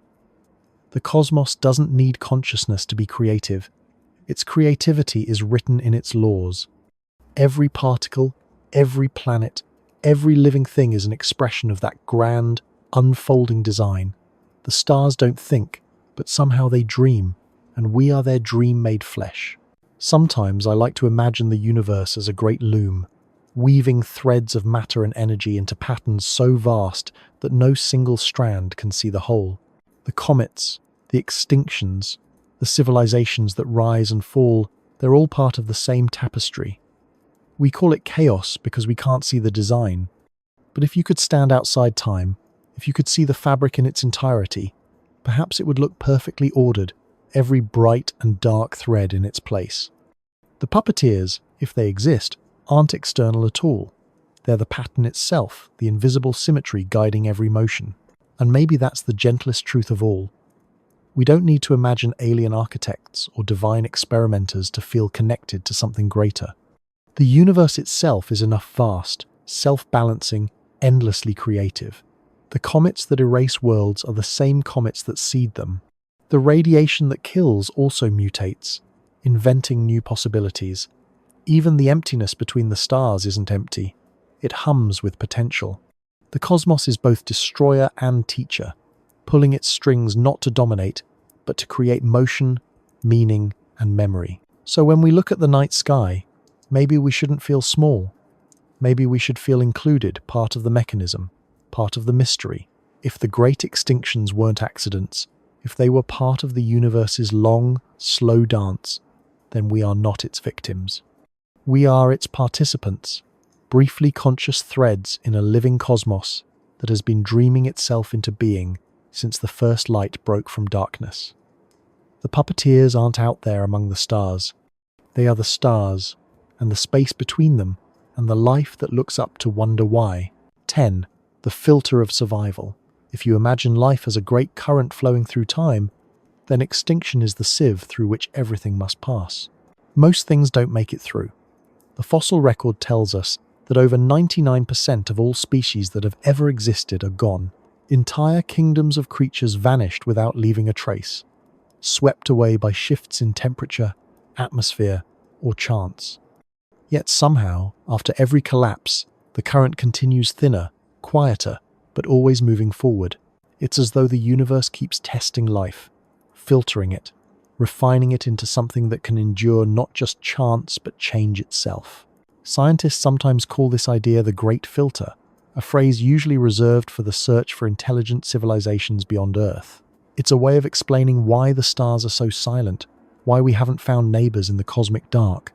Perhaps, they say, life arises easily, but rarely survives the trials required to grow wise, to reach the stage of communication and awareness. Every planet faces its own filters, disasters, extinctions, self-inflicted or otherwise, and most don't make it through. The ones that do are the rarest of all. Survivors that learn to balance creation and destruction, consumption and restraint. When seen this way, the Great Filter is not just a barrier. It's a teacher, a gatekeeper that asks a simple question in endless forms. Can you adapt without losing yourself? Earth has faced this question many times. Each extinction was a kind of test, not of morality, but of resilience. The first great die-offs challenged the simplest organisms to survive when oceans turned to ice. Later ones tested creatures' ability to endure heat, drought, poison, impact, and famine. The answers came not from strength, but from flexibility. Those who could change, even slightly, survived. Those who could not vanished. The lesson has never changed. Permanence is an illusion. Life endures not by resisting change, but by becoming it. When you look at evolution through that lens, it starts to feel less like blind chance and more like a series of examinations. Each era builds complexity until it can't hold itself together. The system overheats, overgrows, or overshoots its balance, and the planet resets. The survivors carry forward what was learned, building a slightly wiser version of life next time. In that sense, extinction is not failure, it's the cost of progress. The Great Filter is not cruel, it's refining the experiment. Maybe the same rule applies beyond Earth. Perhaps across the galaxy, planets bloom and burn in cycles of learning. Civilizations rise to brilliance, then collapse when they reach a point of imbalance. Those that survive long enough to transcend their destructive instincts are rare and precious. They are the ones who learn to live not against their world, but with it, who understand that intelligence without humility is just another form of extinction waiting to happen. If that's true, then the silence between the stars isn't emptiness. It's the echo of lessons still being learned. But on Earth, we're still in the middle of our test. Our species has reshaped the surface of the planet faster than any other. We've harnessed fire, split the atom, moved mountains, and rewritten the genes of life itself. In doing so, we've also awakened forces we barely understand: climate shifts, ecological collapses, invisible chains of cause and effect stretching around the globe. It's as if we've stumbled upon the levers of the Great Filter and started pulling them without knowing what they do. The question now isn't whether we'll face the test, it's whether we'll recognize it before it's too late. The pattern is familiar. A species dominates, expands, consumes. Its success destabilizes the environment that sustains it. Eventually, the system tips. The ones that survive are not those who cling to the old ways, but those who change course entirely. For billions of years, this pattern has played out in forms as small as microbes and as vast as entire ecosystems. Now it's our turn. We've been handed the same exam that life has always faced. Only ours comes with awareness. We know what's happening. We can see the storm building. That knowledge might be the only advantage we have. If the Great Filter exists, maybe intelligence itself is part of the challenge. The more aware a species becomes, the more power it holds, and the more capable it is of destroying itself. Fire, industry, technology, even thought, they're all double-edged. They allow us to thrive, but they also bring us closer to our limits. Perhaps the universe is watching to see if any intelligent life can learn to wield its own power without succumbing to it. To survive the filter, we must prove that knowledge can coexist with wisdom, that creation can balance with care. There's a quiet irony in this. The very thing that makes us unique, our mind, may be the thing that threatens our survival, but it may also be the key to passing through the filter. Intelligence gives us the ability to reflect, to choose, to step back from instinct. We can see our impact, imagine futures, and decide among them. No other species has been tested with that responsibility before. The Earth's earlier filters selected for adaptability in body. This one selects for adaptability in spirit. Sometimes I imagine what passing the test might look like. It wouldn't be triumph, not in the way we usually think of it. It would be quiet, a gradual alignment of humanity with the rhythms of the planet. Cities that breathe rather than choke. Energy drawn from the same sunlight that feeds the trees. A culture that measures progress not in speed or scale, but in continuity. The Great Filter, then, isn't a wall to break through. It's a mirror, asking whether we can see ourselves clearly enough to change. But if we fail, if we become another footnote in the fossil record, the story doesn't end there. The Earth will continue. The survivors, microbes, insects, perhaps something entirely new, will inherit the lessons we could not learn. They'll begin again, carrying fragments of our world within them. Even extinction is not final in a universe that thrives on cycles. The filter never closes completely. It only resets the experiment. When we think about extinction, we tend to see loss. But when you think about the Great Filter, you begin to see selection, not moral judgment, but refinement. Every crisis the Earth has faced has pushed life toward greater balance, greater awareness. The leap from single cells to consciousness took billions of years and countless failures. We are the latest iteration of that process, a fragile, hopeful attempt by the universe to know itself. Whether we succeed or not, the attempt will continue.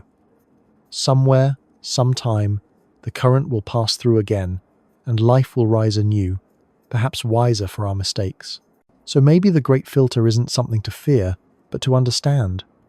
It's not a punishment, but a question the universe asks of every form of life. Can you learn to live with what made you? Can you adapt not just your body, but your behavior, your awareness, your compassion? The species that answer yes move forward. Those that cannot dissolve back into the cycle, their energy returning to the soil of possibility.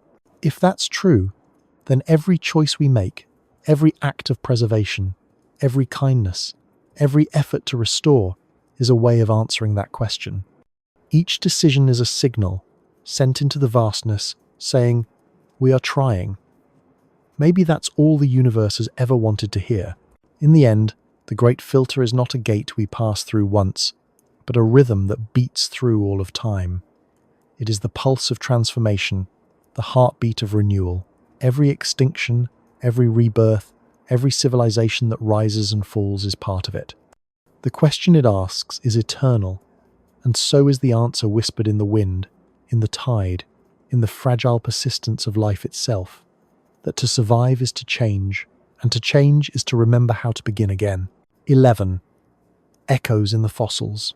When you look at a fossil, what you're really seeing is time made visible. It's not just bone or shell or imprint, it's a memory, pressed into the earth's skin and hardened by patience. The creature it once belonged to has been gone for millions of years, yet its outline remains, quiet as a photograph taken by the planet itself.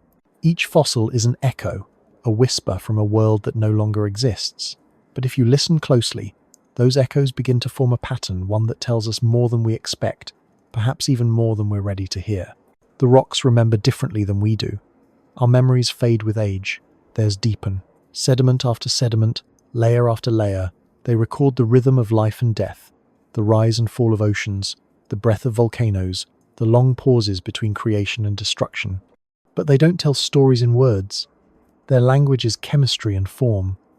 A sudden spike in iridium here marks the arrival of an asteroid. A thin line of ash there speaks of volcanic fire. The absence of fossils in one layer, followed by a bloom of new forms in the next, tells of extinction and then renewal. The Earth doesn't forget its past. It translates it into stone. If you could walk through the rock record like a book, turning each layer as a page, you would see that the story of life is not a steady ascent, but a series of interruptions. Between the layers of abundance lie thin, quiet chapters, the extinction horizons. These are the scars of catastrophe. In some, the shift is sharp and immediate, like a heartbeat that stops mid-pulse. In others, it's gradual, drawn out over millennia.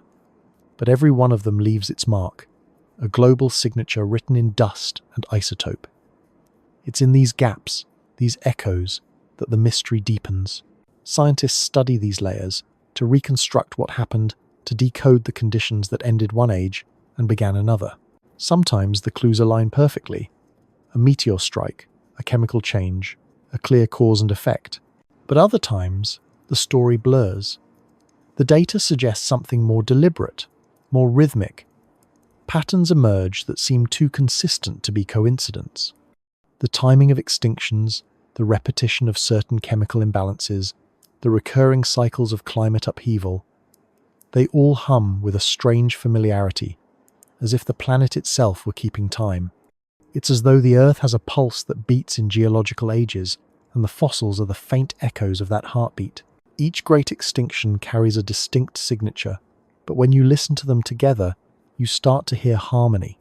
The Ordovicians' frozen silence, the Devonians' poisoned seas, the Permians' inferno, the Triassic's upheaval, the Cretaceous' fire from the sky, each different, yet somehow part of the same composition. The notes repeat across eons, suggesting not random chaos, but pattern. Perhaps the fossils are not merely records of loss, but part of a larger message, the Earth's way of writing its story in a code of death and renewal. Some geologists have noticed this rhythm and given it names: cyclicity, periodicity, the dance of the deep Earth. But beyond the scientific terminology, there's something almost musical about it. Imagine the planet as an instrument, its crust vibrating with the resonance of tectonic motion, its atmosphere playing counterpoint in cycles of warmth and cold. The extinctions are the crescendos, the great climaxes where the melody swells, breaks, and begins anew. Life is the refrain, persistent and improvisational, finding new harmonies after every disruption. And yet, within those patterns, there are subtler echoes, details that don't quite fit the model of pure chance.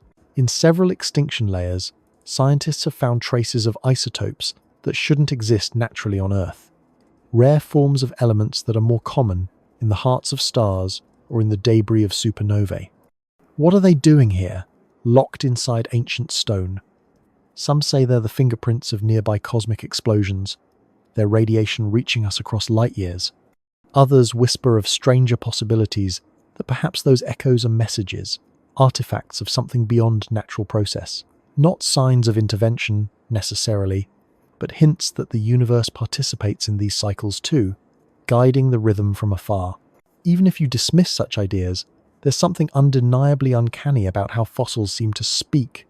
They don't just record existence, they record transformation.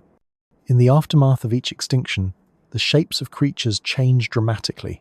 Shells spiral differently, bones reorganize. Patterns that had remained stable for tens of millions of years suddenly shift, as if evolution had received new instructions.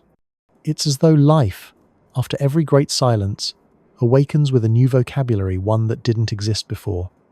Where does that creativity come from? Perhaps it's simply nature's response to open space. Or perhaps it's something deeper, the planet's memory expressing itself through new forms.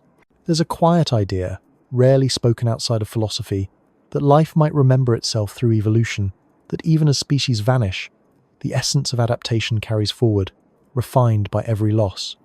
The fossils, then, are not tombstones, but memories reminders that what once lived still influences what lives now. The wings of a bird carry the echo of reptilian scales. The bones in our hands recall the fins of ancient fish. The structure of our lungs mirrors the gills of creatures long turned to stone. We are walking fossils ourselves, living testaments to the persistence of memory.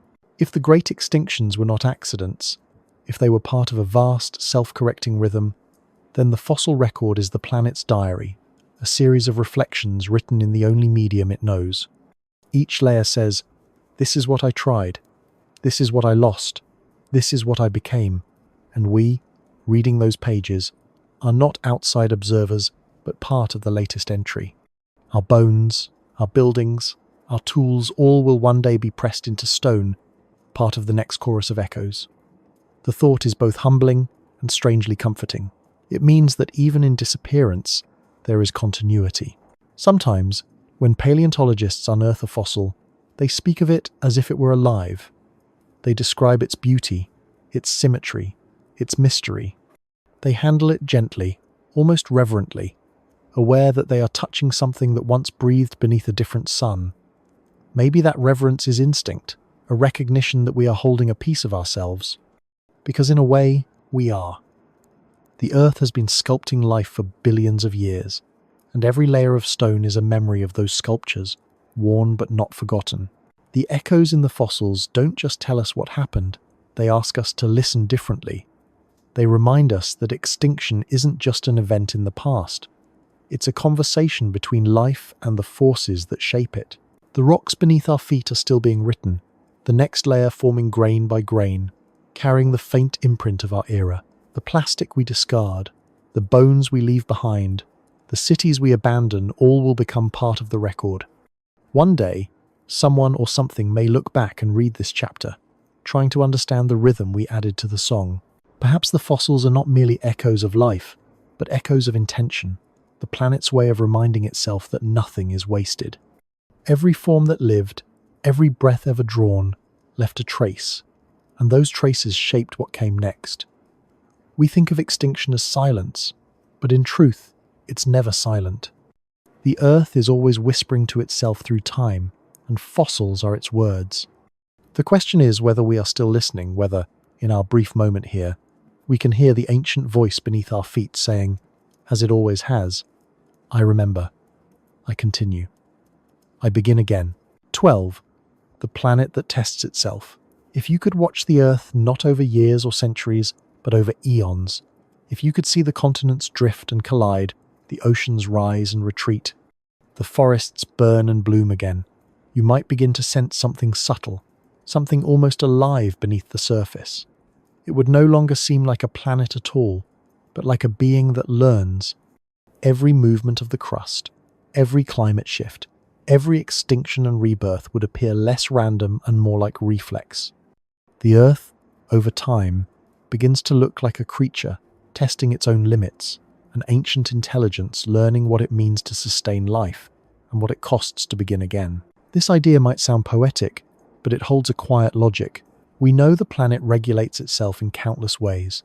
The balance of carbon and oxygen, the recycling of nutrients, the steady moderation of temperature that keeps oceans liquid and air breathable.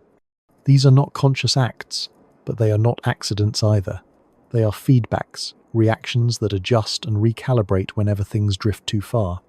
In that sense, the Earth behaves like a body. It responds to imbalance.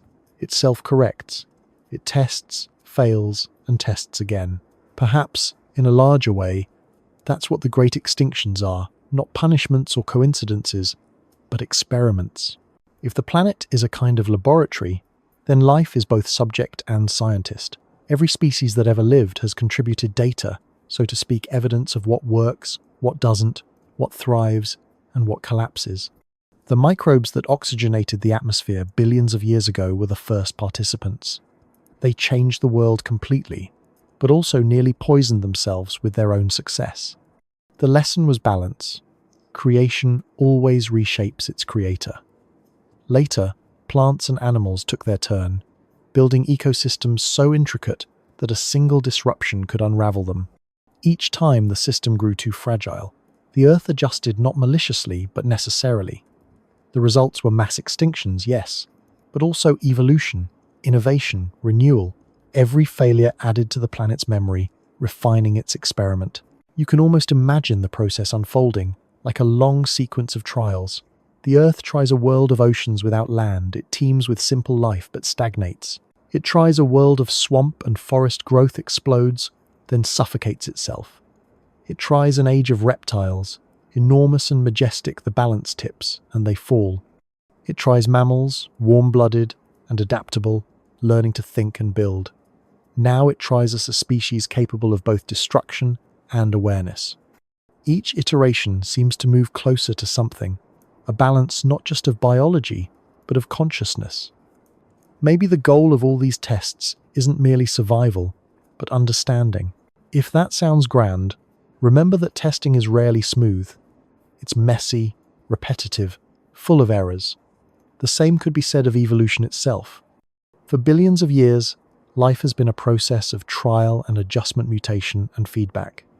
The Earth doesn't choose what to keep. It simply keeps what endures. That endurance over time becomes wisdom of a kind. Forests learn to regrow after fire. Coral reefs learn to adapt to shifting seas. Even bacteria develop ways to cooperate, forming colonies that act as a single organism. These are not coincidences. They are results of endless iteration. The planet is learning through us, through everything. Sometimes, I imagine the Earth as a quiet experimenter, not in a laboratory, but within itself. Its tests are not measured in seconds, but in millennia. Its instruments are oceans, climates, and living things. Each extinction, each change, is a data point in a study with no end. And maybe that's the point. There is no final answer, only refinement. The planet isn't seeking perfection. It's exploring possibility. It doesn't need to win. It only needs to keep trying. From that perspective, even the most devastating moments in Earth's history take on a strange tenderness.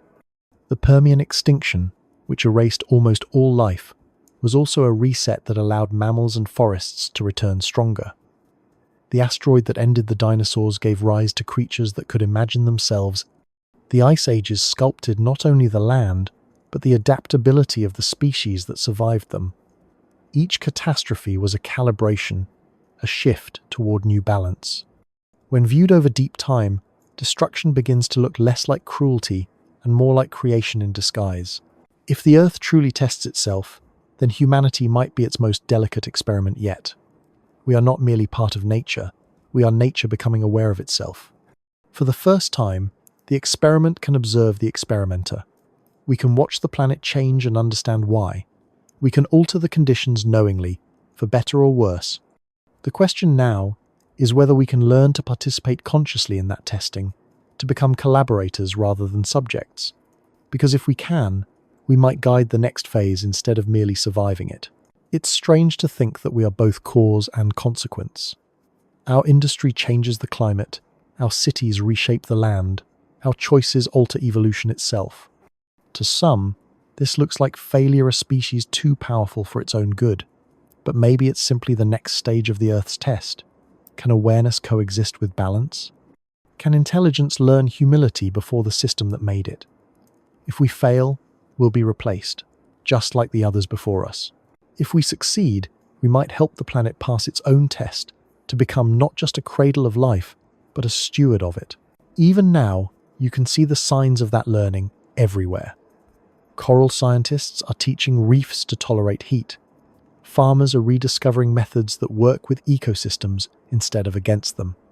Energy comes increasingly from the same sunlight that feeds the trees. These are small acts, but they are gestures of cooperation, signs that humanity is beginning, perhaps instinctively, to align with the planet's deeper rhythms. It's as though the Earth is teaching through us, guiding our hand as we fumble toward balance. When you think about the planet this way, as something testing itself, refining its ability to sustain complexity, extinction stops being a failure. It becomes feedback. The disappearance of one species allows another to emerge.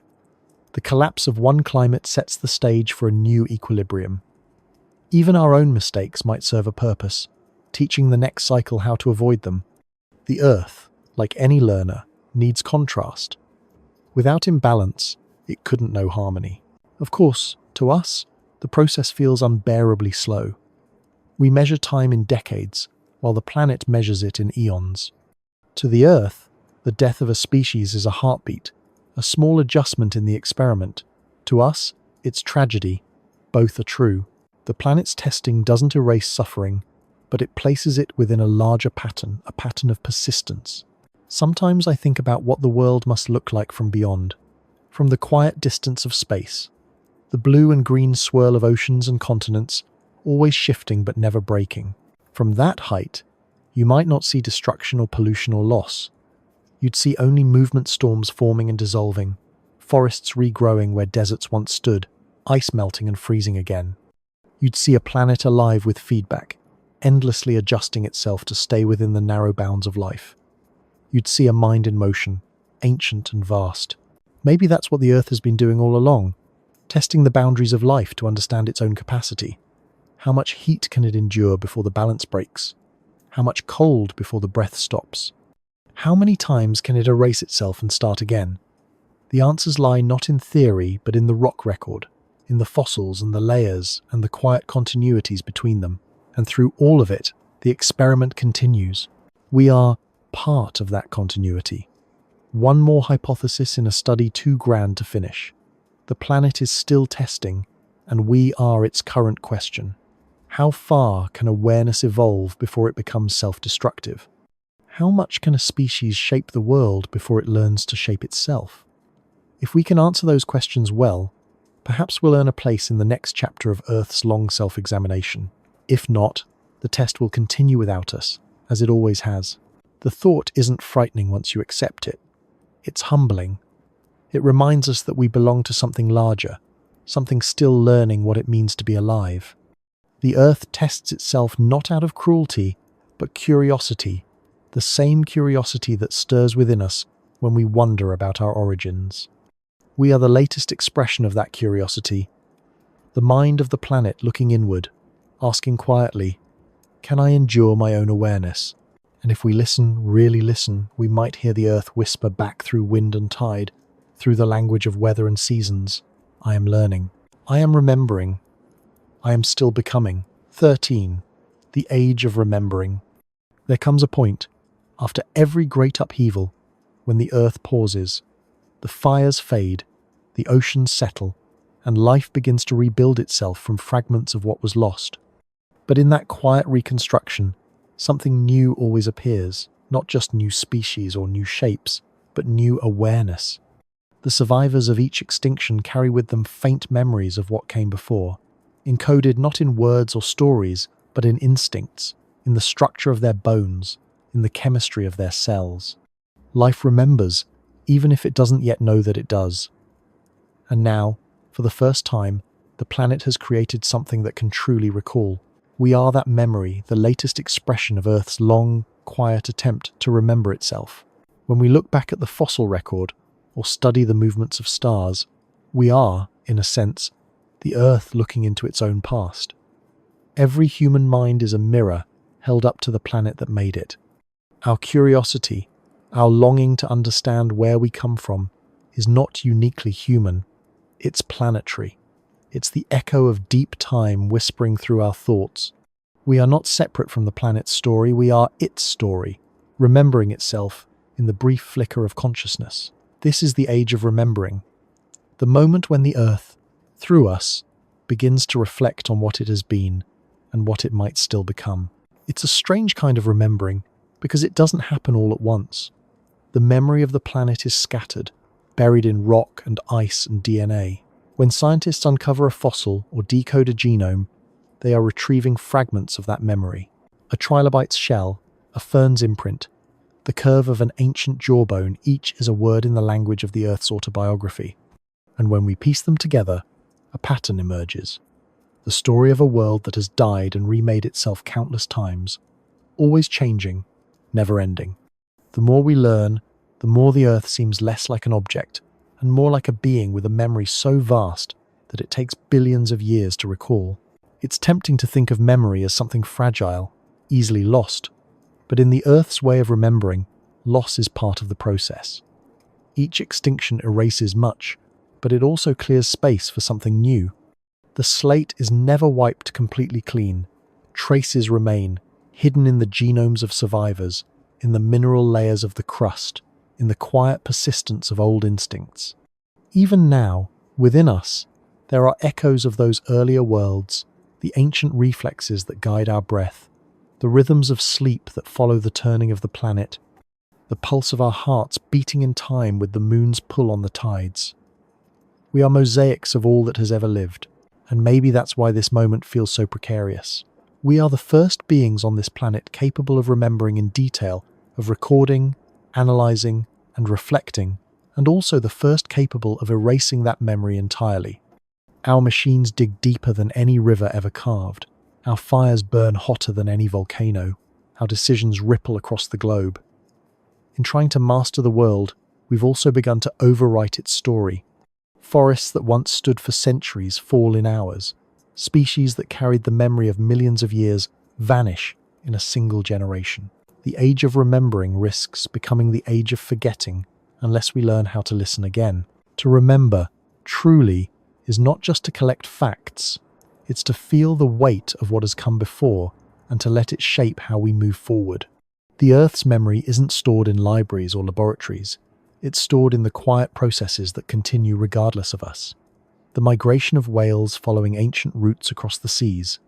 The flowering of plants timed to the subtle turning of the seasons. The way certain seeds can sleep for centuries, waiting for just the right warmth to awaken. These are the planet's memories, still alive, still faithful to the rhythms that created them. When we protect those rhythms, we keep the Earth's memory intact. When we break them, we make it forget. But perhaps forgetting is part of remembering too. After all, even our own minds forget details in order to hold meaning. The Earth forgets in the same way, not to erase, but to evolve. The forests that grew after the last ice age are not the same as those that came before, but they carry the essence of them. Each cycle preserves what matters: the principle of growth, the balance of light and shade, the cooperation between soil and sky. The form changes, the memory persists. And now, in us, that persistence takes on a new dimension. We don't just inherit the planet's memory, we give it voice. Through art, through story, through science, We translate geological memory into thought and feeling. When we write about the past, when we imagine what came before, we are participating in the oldest process on Earth. The transformation of experience into understanding. We are not the first to do this, only the first to do it consciously. The coral reefs, the forests, the glaciers, they all remember too, in their own language of chemistry and change. We are simply the first to put that memory into words. Sometimes, when I look at the sky on a clear night, I imagine that the stars are the Earth's long-distance memories, fragments of the universe it came from, reminders of how old it really is. The elements in our bones were forged in those stars, scattered and gathered again into this planet. When we gaze upward, we're not just looking outward, we're looking backward into the memory of creation itself. The past is not behind us. It's within us, in every atom that once belonged to something else. If the great extinctions were not accidents, if they were part of a larger pattern of renewal, then the age of remembering might be the moment when that pattern becomes aware of itself. The planet has tested survival, resilience, and adaptation. Now, through us, it tests recollection. Can a species remember deeply enough to change its course? Can awareness preserve what instinct alone could not? The answer will determine whether this age becomes a beginning or another end. Already, there are signs that remembering can heal. People replant ancient forests, reintroduce lost species, and study the chemistry of old air trapped in ice to understand the cycles of the past. These acts are not just environmental. They are acts of memory, the Earth recalling its own balance through us. Every restoration, every effort to protect what remains, is the planet remembering itself. When we choose to listen, to learn from what the fossils and the forests are telling us, we become part of that remembering. And maybe that's what consciousness was meant for. Not dominance, not escape, but reflection. The universe needed a way to see itself, to recall its journey from dust to awareness. And it found that in us, fragile beings who can look at a stone and see time. The gift of memory comes with responsibility, to keep the story going, to ensure that the Earth's next chapter is not silence. So perhaps this is what it means to live in the age of remembering, to walk gently through a world built on memory, to understand that every breath we take is borrowed from the lungs of ancient forests, every sip of water cycled through countless generations of life. We are part of a memory billions of years old, still being written, still unfolding. And one day, long after we're gone, the traces of our age will settle into stone, another layer in the planet's endless recollection. The Earth will remember us not in detail, not in the way we remember ourselves, but in the changes we leave behind. If we're careful, that memory will be one of balance and restoration. If not, it will be another caution written in ash. Either way, the remembering will continue. The planet will hold the echo of our time, carry it forward, and begin again. Because that's what memory is, at its deepest level, not just the act of holding on, but the courage to start over, wiser than before. 14. The pattern beneath the chaos. If you were to zoom out far enough, past the rush of days and seasons, past even the drift of continents and the rise and fall of civilizations, you might begin to see it, a pattern shimmering beneath the chaos. From a distance, the Earth's history would stop looking like a random series of catastrophes and recoveries, and start to resemble something deliberate, almost rhythmic. Every pulse of life, every extinction, every renewal seems to fall into place like notes in a vast and ancient song. The melody is slow, too slow for us to hear while we live inside it. But it's there, the steady pulse of creation and destruction, that has guided this planet since the first drop of rain touched its surface. To us, the world feels unpredictable. Earthquakes, floods, volcanic eruptions, and shifts in climate strike without warning. But viewed across millions of years, those same events follow patterns so consistent they could be mistaken for design. Ocean levels rise and fall in long, repeating cycles. Ice ages come and go with astonishing regularity. Even the great extinctions, which seem like singular accidents, arrive at intervals that hint at a deeper order, a metronome hidden within the flow of time.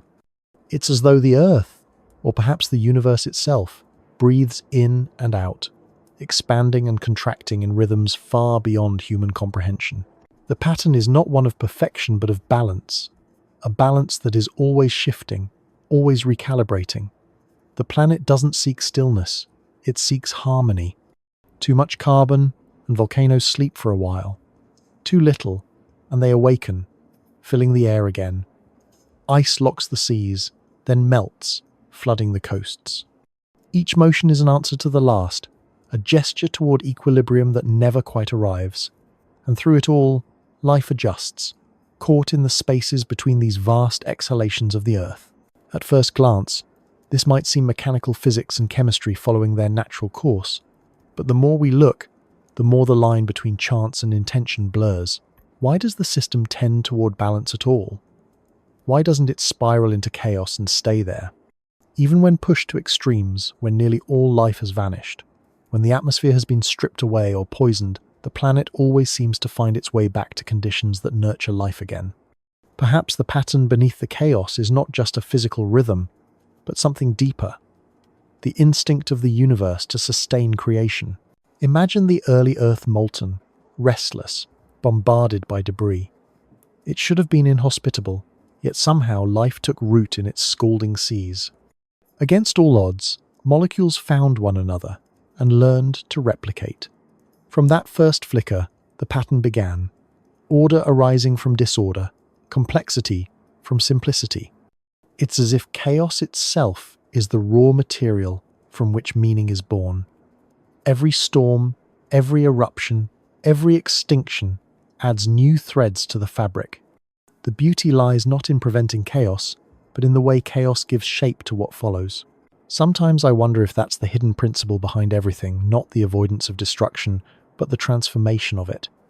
The earth doesn't fear collapse, it uses it. Fire renews the forest. Ice sculpts the valleys. Extinction clears the way for new evolution. Even the decay of stars, the most violent act in the universe, scatters the elements that form new worlds and new life. The pattern beneath the chaos, then, is not peace, but persistence. It's the quiet assurance that everything broken will, in time, become whole in another form. We see fragments of this pattern everywhere, even in the smallest things. A fern frond unfurls in the same spiral that galaxies follow.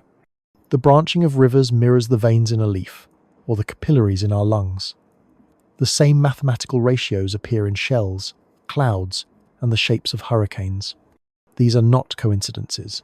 They are signatures of a universal logic, a geometry of growth and flow that links all scales of existence.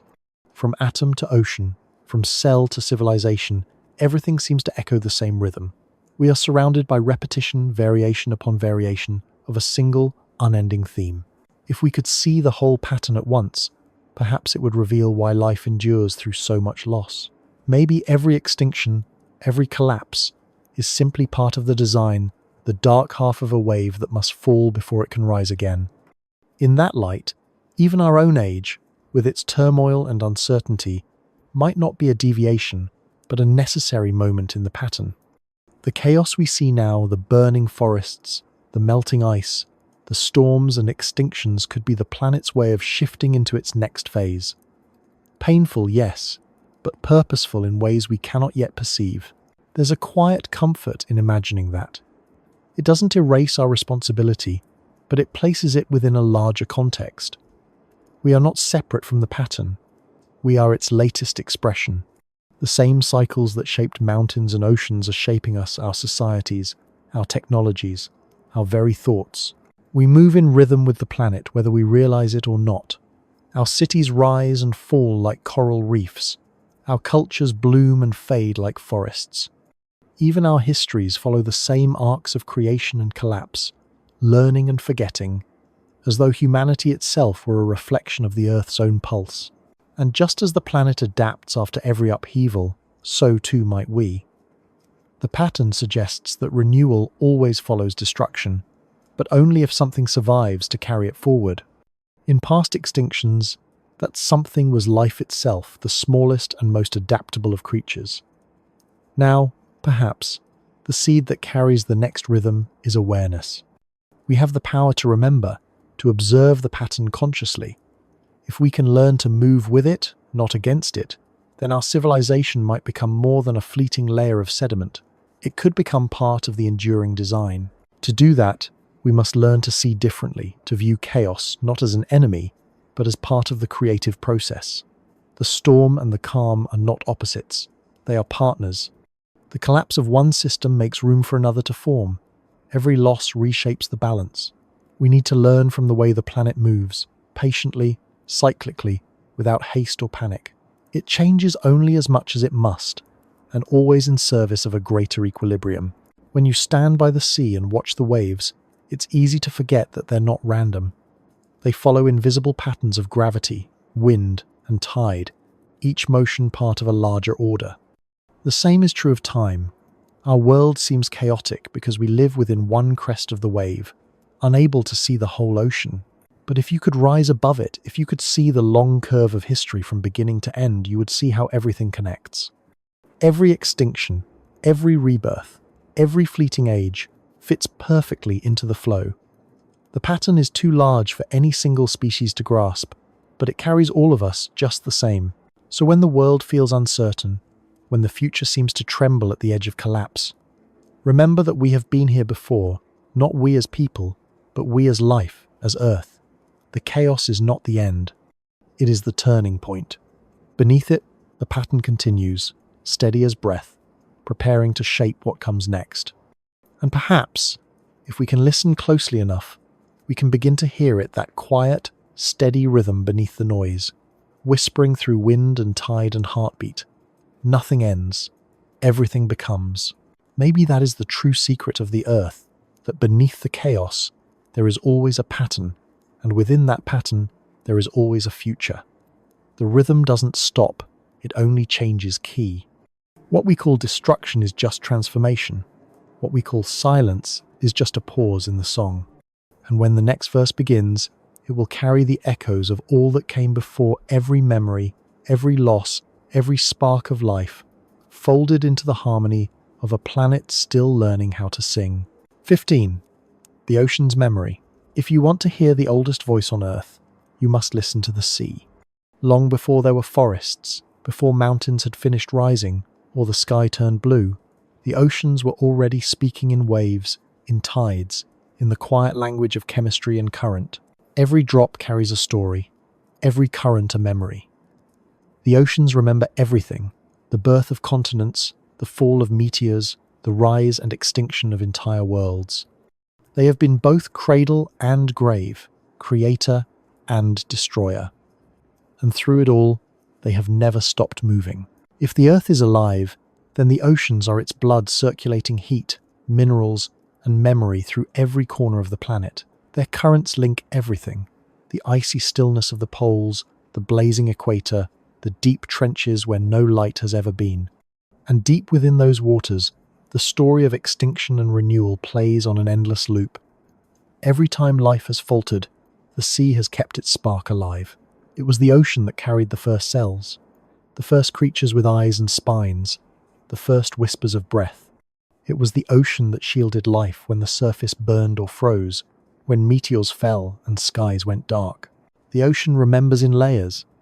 Near the surface, there is constant motion, waves breaking, storms mixing, sunlight dissolving into color. But far below, where light cannot reach, the water grows older. Down there, time slows. The deep ocean circulates so slowly that a single current can take 1,000 years to complete its path. The water that sinks in the cold Arctic may not rise again until it surfaces in the warm Pacific a millennium later. And within that long journey, it carries traces of everything it has touched: carbon from ancient forests, dust from deserts, the faint breath of creatures that lived and died before our species existed. When scientists study the chemical composition of deep-sea sediments, they find those memories written like a code. Tiny shells of plankton record the temperature of their world. The ratio of oxygen isotopes tells of ice ages and thaws. Layers of dark clay mark the times when the oceans turned stagnant, when oxygen vanished and mass death followed. The ocean's memory is meticulous. It forgets nothing, even if it takes millions of years to reveal what it knows. If you look back far enough, Every major extinction has left a signature in the sea. After the Permian cataclysm, the oceans suffocated too much carbon, too little oxygen. Vast stretches turned anoxic, filled with hydrogen sulfide, the water black and poisonous. It took millions of years for circulation to restart, for the sea to breathe again. During the Cretaceous, the same thing happened on a smaller scale. A slowing of currents, a fever that left its mark in sediment still being studied today. These patterns aren't just accidents, they are the rhythms of the planet's circulatory system, pulsing with creation and collapse. Sometimes, it feels as if the ocean itself is conscious of these cycles, aware in some deep, wordless way that it must destroy to renew. Its tides mimic breath, its waves echo heartbeats. Even the sounds it makes, the low groans of currents, the clicks and songs of whales carry an eerie resemblance to communication, as if the planet were speaking through water. Perhaps, in some sense, it is. The ocean connects everything that lives, and in that connection lies something that feels very close to awareness. When you stand at the shore and watch the waves rolling in, you're not looking at something mindless. You're looking at movement that began before your ancestors ever walked upright. The water touching your feet has traveled across centuries, through storms and calm, through light and darkness. It has dissolved mountains and nourished reefs, carried the ashes of ancient fires, the remains of extinct creatures, the dust of continents long vanished. In that sense, every wave is a messenger, carrying the past into the present, one heartbeat at a time. If the great extinctions were not accidents, perhaps the oceans have always known this, perhaps they are part of the design. When life grows too fast, when balance tips, the sea rises or withdraws, reminding the land of its limits. Floods wash away excess carbon, cooling the air. Melting ice brings new minerals to the surface, sparking fresh blooms of plankton that rebuild the food chain from the bottom up. The oceans cleanse as they destroy, and they destroy only to begin again. The Earth's resets may not begin on land at all, but deep in those hidden waters where the first memories live. And maybe that's why we feel such an ancient calm when we look at the sea. Some part of us recognizes it not just as scenery, but as home. The salt in our blood matches the chemistry of the early oceans. The rhythm of our pulse echoes the rhythm of the waves. Our earliest ancestors swam before they walked, and even now, the ocean calls to us with a familiarity that feels older than language. To gaze upon it is to remember something we cannot articulate, that we came from water, and to water we will one day return. But even the ocean's memory is not infinite. In our time, it is changing faster than at any point in the past 50 million years. The temperature rises, currents shift, corals bleach and die. The great conveyor belts that once carried warmth and nutrients through the deep are slowing. The ocean that has always sustained life now shows signs of strain, as if it, too, is struggling to remember how to breathe. It's easy to see these changes as doom, and yet, perhaps they are another test, another turning of the cycle. The ocean has faced death before and recovered. The question is whether we will let it, or whether we will push it past the point of renewal. The ocean has always been both teacher and mirror. Its lessons are subtle but profound. It shows us that endurance comes from motion, from the willingness to flow, to adapt, to find new balance, even in turmoil. The waves never fight the wind, they translate it into rhythm. The currents never rage against gravity, they follow it, and in doing so, they move the world. If we can learn that same rhythm, if we can live as part of the flow rather than against it, perhaps we, too, can endure. In every drop of seawater, there are more molecules than stars in the known universe. And yet, they move together, drawn by forces invisible but constant. That unity, that quiet harmony of motion, is the ocean's greatest secret. It remembers because it never stops moving. Even when it seems still, it's alive with microscopic worlds, with chemical reactions, with the hum of life rebuilding itself from the smallest pieces. The ocean's memory is not a static archive, it's a living process, as fluid as thought itself. When the next extinction comes, whether by nature or by our own hand, the ocean will be there to receive it. It will cradle what remains, dissolve what must vanish, and carry forward the essence of life into whatever form comes next. It has done this before, many times, and it will do it again. Perhaps, in the grandest sense, the ocean is not just the memory of the earth, but its conscience, the part that forgives, that renews, that keeps the rhythm of life steady through all the noise and forgetting above. So stand at the edge of it, just once more, and listen. Listen to the waves as they rise and fall, as they draw the past into the present and carry it away again. Beneath the surface, the planet is remembering itself, one motion at a time. The water that touches you today will outlive you, outlive us all, and still it will be telling the same story, of beginnings, of endings, and of how every ending is only another way of continuing, because the ocean never forgets, it only waits for the world to remember. 16. The silence between worlds. There are moments in Earth's history when the planet seems to stop speaking. The forests fall quiet, the oceans lose their colour, the air hangs heavy as if holding its breath. These are the silences between worlds, the pauses that come after collapse, before life begins again. We often imagine extinction as an event, a sudden erasure, but in truth, it is a silence, stretching across thousands or even millions of years, when the Earth forgets how to speak in the language of abundance. It is in these still moments that the planet rewrites itself.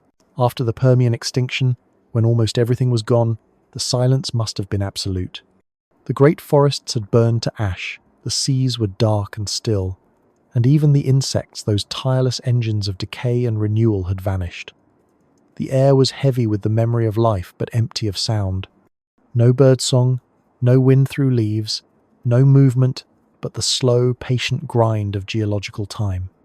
For millions of years, the planet rested in that quiet, as though mourning what it had lost. And yet, even in that silence, something stirred. Deep in the oceans, in the cracks of cooling lava, tiny cells began to multiply. They carried the memory of sound, the pattern of breath, the instinct to move again. It's strange to think of silence as creative, but that is what it is. Between destruction and rebirth, there must be a pause, a space where the old dissolves completely before the new can take form. The Earth understands this rhythm in a way we often do not. We rush to fill silence, to repair, to rebuild. The planet waits. It lets the quiet stretch long enough for something different to emerge. Each extinction leaves behind not just emptiness but potential, and it's in that potential that evolution finds its next shape. If you could walk through one of those silent ages, it would not feel lifeless, only patient. The land would seem vast, the sky immense, the air strangely clean. No footprints, no nests, no noise, just the raw presence of a planet resetting itself. The rivers would run without witnesses, the mountains would crumble without regret. In that solitude, the Earth would seem closer to its beginning than to its end. It would feel both ancient and newborn, like a canvas scrubbed clean but still faintly stained by the colours of the past. Silence is not the opposite of life. It is part of its process. Even now, in the living world, silence plays a role in renewal. After wildfires, when the landscape is reduced to blackened ground, the first thing that returns is quiet. Then, slowly, faint sounds appear, the buzz of an insect, the whisper of grass in the wind, the crackle of a seed breaking open. The silence makes those sounds meaningful. It gives them weight. The planet uses silence to listen, to decide what should come next. Perhaps that is what the great extinctions truly are, the Earth listening to itself. For a time, it grows too loud, too full of competing voices, of unbalanced noise. Then, through catastrophe, it quiets the song. It reduces the symphony to a single, long note, and waits until a new harmony can form. What feels like devastation to us might simply be the planet tuning itself, finding a new key. Even in the vastness of space, silence serves a purpose. Between stars, there is emptiness so complete it borders on sacred. Sound cannot travel there, but the absence of it allows light to move, gravity to dance, matter to coalesce. Without that silence, the universe could not breathe. The same is true of Earth. The silences between worlds, between eras, between species are not voids but vessels. They hold the possibility of everything that will one day exist. There's a kind of comfort in knowing that even the planet needs to rest. We often think of Earth as unstoppable, forever turning, forever producing. But like any living thing, it has its seasons of exhaustion. After long ages of growth and noise, it retreats into itself, like an animal hibernating through winter. The fires burn out, the air cools, the deep layers shift and settle. The planet sleeps, and when it wakes, it is changed not because it forgot what came before, but because it dreamed of what could come next. We may be living near the edge of one of those silences now. The signs are everywhere: the decline of species, the instability of climate, the hum of machinery replacing the songs of birds. The noise of civilization is growing louder, even as nature's voice fades. But beneath that clamour, there is a stillness gathering. The earth is listening again, deciding what kind of world it wants to be. If we cannot learn to hear that silence, we might mistake it for absence when it arrives. Silence has always frightened us. We fill it with music, with machines, with words, because it reminds us of endings. Yet every ending is also an opening. The silence that follows catastrophe is not emptiness. It's the first breath of something new. If we can learn to sit within it, to be still without fear, we might begin to sense what the planet is preparing for. The next world is already forming in that quiet. Think of how life returns after stillness. The earliest survivors of the great extinctions were not mighty or loud. They were small, almost invisible microorganisms, mosses, ferns, creatures that lived in shadows. They rebuilt the web of life, strand by strand, their quiet work setting the stage for everything that followed. Perhaps the silence between worlds is their gift, a space in which smallness matters, where the delicate and patient inherit the earth. In the depths of the ocean, silence is not absence but pressure. It hums in frequencies too low for us to hear, the sound of tectonic plates shifting, of heat rising from the planet's core. In the same way, the silence after extinction is not empty. It hums with unseen activity, with life reorganizing itself, with the planet redistributing its energy. It's a low, slow vibration, the Earth's heartbeat slowing before it begins to quicken again. If you close your eyes and imagine the future 1,000,000 years from now, you might see a world that has survived another silence. The continents will be in new places. The air will feel different. The creatures that walk the land will bear little resemblance to us, but they will carry echoes of our time molecules from our bodies, minerals from our cities, faint memories embedded in stone. The silence between worlds will have shaped them, just as it shaped us. They will emerge as we once did, tentative, curious, ready to begin again. Perhaps that is the most profound truth of all, that silence is not the end of the story, but the place where stories are rewritten. The earth is never truly still.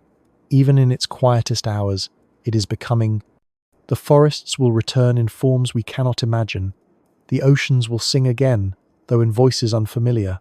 Life will reassert itself, not because it resists silence, but because it grows from it. So when the world feels too loud, when the weight of destruction seems unbearable, remember this: silence is the seedbed of renewal. Every lull in the planet's rhythm, every pause between ages, is a preparation for rebirth. The earth has fallen silent before 5 times, 10 times, perhaps more, and each time it has returned, fuller, wiser, more intricate.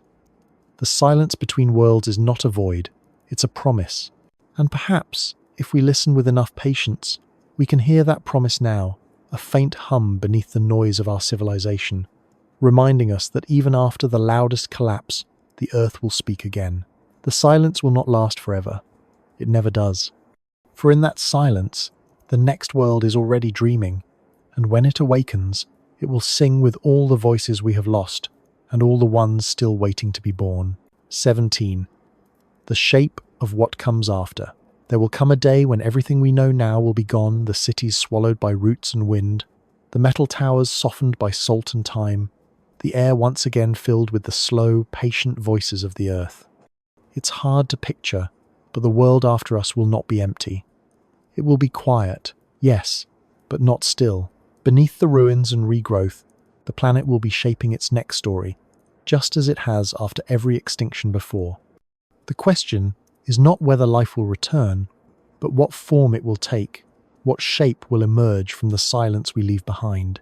the first hints of that future already exist. In the deep sea, strange creatures glow with their own light, living on chemical energy instead of sunlight. In the frozen soils of the Arctic, microbes that slept for thousands of years awaken when the ice melts, as if testing the air for a new beginning. In the cracks of city sidewalks, moss and grass push upward through concrete, reclaiming what was borrowed. Even in the most altered corners of the planet, life is still practicing the art of continuation. It has never forgotten how. When the noise of our civilization fades, the world will begin its slow renewal. The oceans, freed from our waste, will rediscover their ancient color, not the grey-green of pollution, but the deep, shifting blue that once mirrored the sky. Coral reefs, those patient architects of the sea, may rise again from the bones of their ancestors. Forests will creep back across the continents, their seeds carried by wind and water into the cracks of forgotten highways. It will take centuries, perhaps millennia, but time has never frightened the earth. It knows how to wait. In the beginning, the survivors will be few, the small, the humble, the adaptable. Bacteria will be the first to flourish, as they always are. Insects, too, will find new niches. Birds, with their gift for travel, may be the ones to stitch the new world together, carrying seeds from island to island, from coast to inland plain. Over generations, evolution will quicken again, experimenting in shapes and colors unseen before.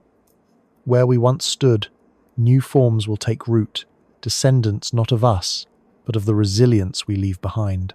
And what of our trace? The fossils of our age will tell a complicated story. A thin layer of plastic, metal, and soot will mark our time in the geological record, a strange horizon of human invention. Future beings, if they are capable of study, might wonder what we were. They might see the pattern of our rise and collapse and recognize it as something familiar, another rhythm in the planet's long dance of creation and correction. Perhaps they will name it the Great Forgetting, the time when the Earth paused to remember how to live without us. It's possible, too, that some fragment of our legacy will endure not our machines or monuments, but our ideas. Knowledge might survive in ways we can't yet imagine, encoded in DNA, preserved in frozen archives, whispered into the next intelligence that evolves after us. Maybe the future beings will dream as we do, gazing at their own stars, wondering what came before.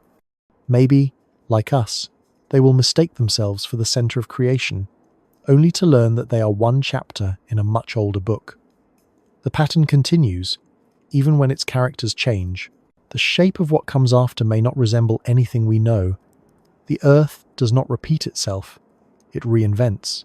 After the dinosaurs, it gave rise to mammals, after the ice ages, to forests and people. After us, it may design something entirely new, creatures, shaped not by dominance, but by cooperation. Species that evolve not to conquer, but to harmonize. It's possible that the next great intelligence will not even be animal but ecological, a networked awareness arising from the collaboration of plants, fungi, and bacteria, a mind made not of neurons but of roots and light. If that sounds impossible, consider how much life has already changed. Once, there were no flowers, no flight, no eyes. Then each appeared, unexpected and perfect. The next leap may be just as strange. The planet seems to favor complexity, not for its own sake, but because complexity allows awareness, the ability to respond, to adapt, to care for the balance that sustains everything. In that sense, intelligence may not be a human invention at all, but the Earth's experiment in consciousness, slowly perfecting itself through us and through whatever comes next. Our era, brief as it is, may serve a purpose within that unfolding. Perhaps humanity is the planet's way of testing what self-awareness can do, what happens when a world learns to see itself through living eyes. The test, as always, is balance. Can consciousness exist without consumption? Can knowledge coexist with humility? If we fail, the lesson will not be lost. The Earth will remember what went wrong and evolve differently next time. If we succeed even a little, that wisdom may carry forward, imprinted in the DNA of future life, encoded in the chemistry of survival itself. The shape of what comes after will also carry the memory of us in subtler ways. Our carbon will flow through new bodies, our nitrogen through new leaves. The rain that falls on our ruins will nourish new forests. Even the dust of our bones will join the wind, settling into soil, feeding the roots of whatever comes next. In this way, nothing is truly lost. We will continue, not as ghosts, but as ingredients transformed, redistributed, reborn in the quiet persistence of life. Sometimes, I imagine that distant future as a painting slowly forming. The outlines are faint, but certain green returning where grey once ruled, water filling the scars of our extraction, the air humming again with the wings of creatures we've never seen. There will be beauty in that world, but not the kind we made. It will be wilder, slower, more deliberate. The symmetry will belong to the earth again, and yet, perhaps, there will still be echoes of us, not in our buildings or machines, but in the planet's new rhythm. The next world might inherit our curiosity, our capacity for wonder. Maybe that will be the part of us that endures, not our ambition, but our awe. The same awe that once looked at the stars and whispered, "What if?" The same awe that looked at fossils and asked, "Who came before?" If that seed survives, then perhaps we will have given the planet something worth keeping the ability to reflect, to imagine itself anew. The end of one world has never been the end of the earth. It's only ever been a turning of the page. The next story waits beneath our feet, in the roots and rivers, in the deep crust where heat and pressure work like hands shaping clay. We are living in the transition, the fragile space between the old song and the next one. Our part in the pattern is almost complete, but the melody will continue. It always does. And when that next world comes, whatever its form, whatever its voices, it will not mourn us. It will not need to. It will simply include us, as every world includes the ones before it, folded into its soil and sea and breath. We will become part of the planet's memory, part of its body, part of its story. The earth will go on shaping itself, testing itself, dreaming new forms into being. The silence will break, the new voices will rise, and life, tireless, patient, infinite, will continue its dance. The shape of what comes after is already forming. You can almost feel it when the wind moves through the grass, or when rain falls on old stone. The planet is remembering what it has always known, that every ending is just a change in rhythm, and every silence hides a song waiting to be heard.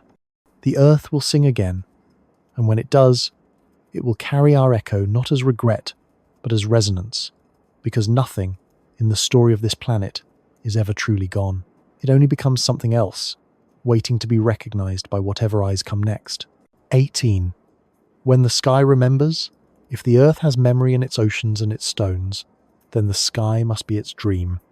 Every vapor trail, every drift of cloud, every shimmer of color at dawn and dusk is a moment in that dream, fleeting, delicate, but deeply ancient. The sky has watched the rise and fall of every world this planet has known. It has carried the dust of dinosaurs, the ash of forests, the breath of our ancestors. It remembers the scent of rain over continents that no longer exist. It has seen extinction and rebirth more times than we can imagine, and through it all, it has continued to hold the fragile balance that makes life possible. The air, invisible yet ever present, is the great witness. When the first forms of life began releasing oxygen into the air, the sky changed forever. Before that, it was a toxic haze, a heavy, reddish atmosphere thick with methane and carbon dioxide. But when the cyanobacteria of the ancient seas began to photosynthesize, they exhaled the gas that would eventually allow everything that breathes to exist. It must have been slow at first, unnoticeable, but then it accelerated, transforming the very chemistry of the planet. The Great Oxygenation Event, they call it now, but perhaps it was more than a chemical shift.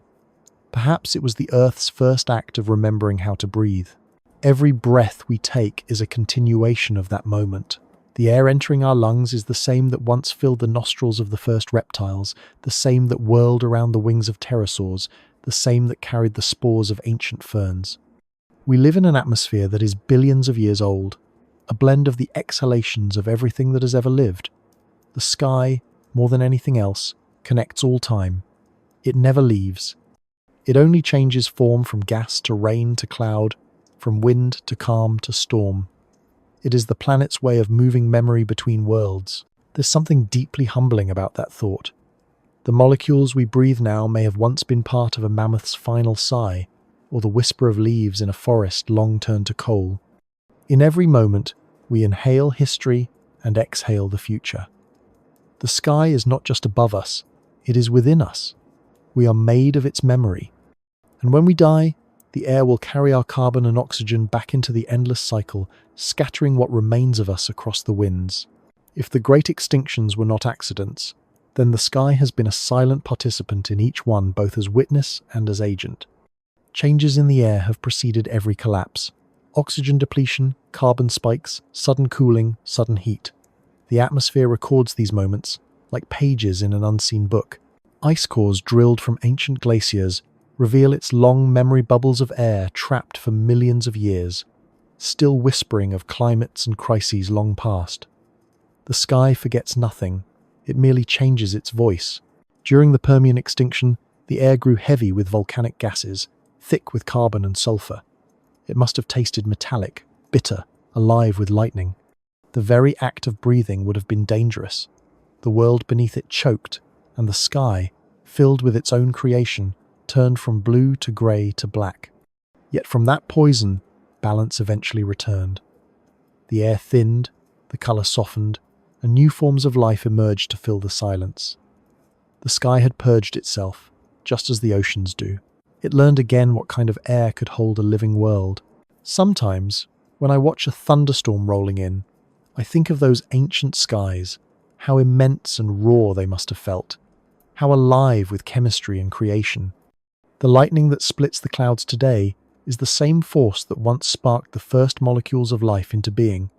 The same static, the same invisible dance of energy, continues unbroken across 4 billion years. The sky has never stopped shaping the story below. Every strike, every gust, every breath of wind is part of that ongoing conversation between air and earth. And perhaps, in its own way, the sky also tests us. It mirrors what we put into it, a reflection of our choices. The soot of our fires, the gases from our machines, the rising heat all become part of the atmosphere's memory. The sky does not judge, it simply responds. When we fill it with imbalance, it rearranges itself, searching for a new equilibrium. Storms grow stronger, droughts linger longer, temperatures climb. It's the same pattern repeated through time, the earth correcting itself through the air. The balance will always return, but whether we remain to see it is another matter. If we were to vanish tomorrow, the sky would heal itself. It would clear in decades, not centuries. The winds would wash away the smoke, the rain would cleanse the air, and the planet would begin to breathe deeply again. The memory of our presence would linger in subtle ways, a thin layer of particles, a trace of carbon, but the overall rhythm would continue, unchanged. The sky has survived worse. It has endured firestorms, comets, and ages of darkness. It knows how to begin again. But there's something remarkable about this moment, something no extinction before us ever experienced. For the first time, a species can see the sky's memory in motion. Satellites orbiting above us measure its breath, its temperature, its shifting winds. We can read its patterns, understand its moods, predict its storms. The sky, once divine and untouchable, has become something we study and alter. That awareness, fragile though it is, might be the beginning of a new kind of relationship between life and air, one based not on control, but on recognition. Imagine what it would mean to live in harmony with the sky again, to treat the air not as a resource but as a shared memory, something sacred, continuous, alive. Every breath we take would be an act of gratitude, a renewal of the oldest covenant on earth, to give back as much as we take, to exhale kindness into the same air that gave us life. The atmosphere is not infinite, but it is forgiving. It wants balance. It wants to carry life, not loss. In a sense, the sky is the planet's most elegant teacher. It reminds us that everything is connected, that what rises must return, that every action ripples outward in waves we cannot see. It teaches impermanence, the way clouds form and dissolve, the way storms pass, the way sunsets bleed into darkness without resistance. It teaches patience, the long cycles of recovery after chaos, the gentle persistence of air finding its calm again. And it teaches humility, that we are small, brief, and dependent upon a layer of atmosphere thinner than a silk scarf stretched over a marble. One day, far in the future, the sky will change again. The sun will brighten, the oceans will shrink, and the air will thin until the planet can no longer breathe. Long before that, we or whatever succeeds us will be gone. The sky will release the last traces of water into space, and the memory of clouds will fade. But even then, in that distant stillness, the atmosphere will hold the echo of what it once carried. Rain, wind, breath, life.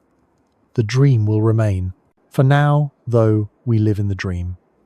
The air that fills our lungs is the same that filled the world's first lungs, the same that will fill those yet to come.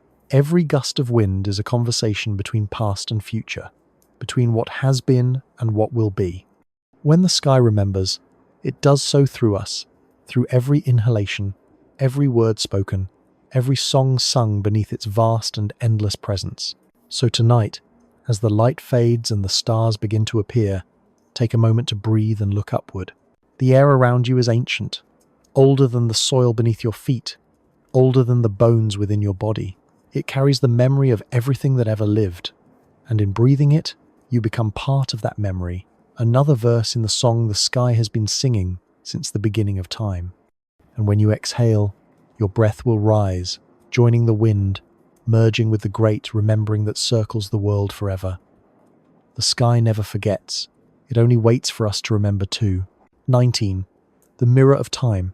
If there is one thing the earth never stops doing, it is reflecting. Every mountain range, every fossil, every shifting tide is a mirror not just of the world as it is, but of the world as it has been.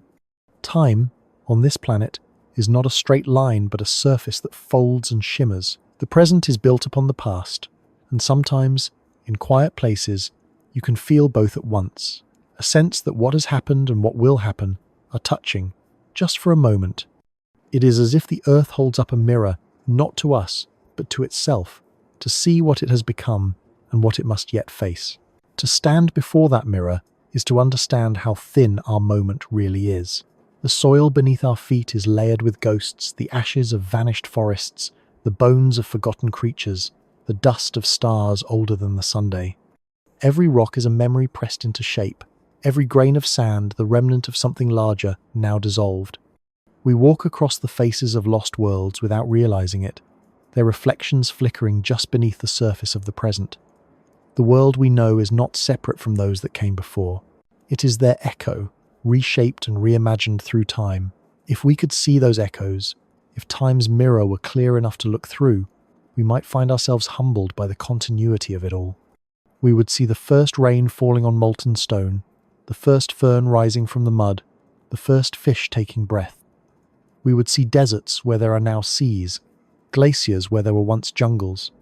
We might even glimpse the outlines of futures not yet born, the next forests, the next skies, the next beings that will inherit our world. The earth is both artist and canvas, painting and repainting itself over ages. Each new layer, both covering and preserving what came before.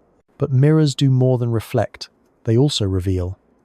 When we study the record of extinction, when we trace the patterns of survival, we are not just looking backward, we are looking inward. The mirror of time shows us ourselves, our impermanence, our impact, our place within the cycle. It reminds us that no civilization, no species, no era is outside the flow. We are all ripples on the same surface, moving, breaking, merging. The more we look into that reflection, the more we see that what we call progress is really remembrance. The earth evolving through recognition of what has already been tried, what has already failed, what must now be relearned in a different form. In that way, time is not a destroyer but a teacher. It takes away, yes, but it also returns what was lost in altered guise. The forests that grow after fire are not the same as the ones that burned, but they hold the memory of flame. The oceans that refill after drought remember the salt and the dryness. Even the wind that moves across the plains carries the taste of ancient air. Time's mirror shows not the illusion of permanence, but the continuity of change. The world never stays the same, but it never forgets how to begin again. We, too, are caught in that reflection. Our history is a sequence of rising and falling, of building and forgetting. We tell ourselves that we are advancing, but in truth, we are circling, learning the same lessons in new ways. Each generation thinks it stands at the edge of discovery, when in fact it stands in the middle of memory. The technologies we invent, the stories we tell, the fears we repeat, all are shadows cast by older fires. In the mirror of time, innovation and repetition are the same movement, seen from different angles.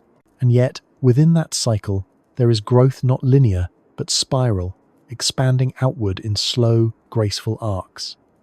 The Earth doesn't evolve by escaping its past, but by integrating it. The same might be true for us. To move forward as a species, we must learn to remember without clinging, to see the reflection of our mistakes without despair. The mirror of time is not there to condemn us. It is there to show us that everything transforms. What we destroy becomes what we depend on. What we lose becomes the seed of what returns.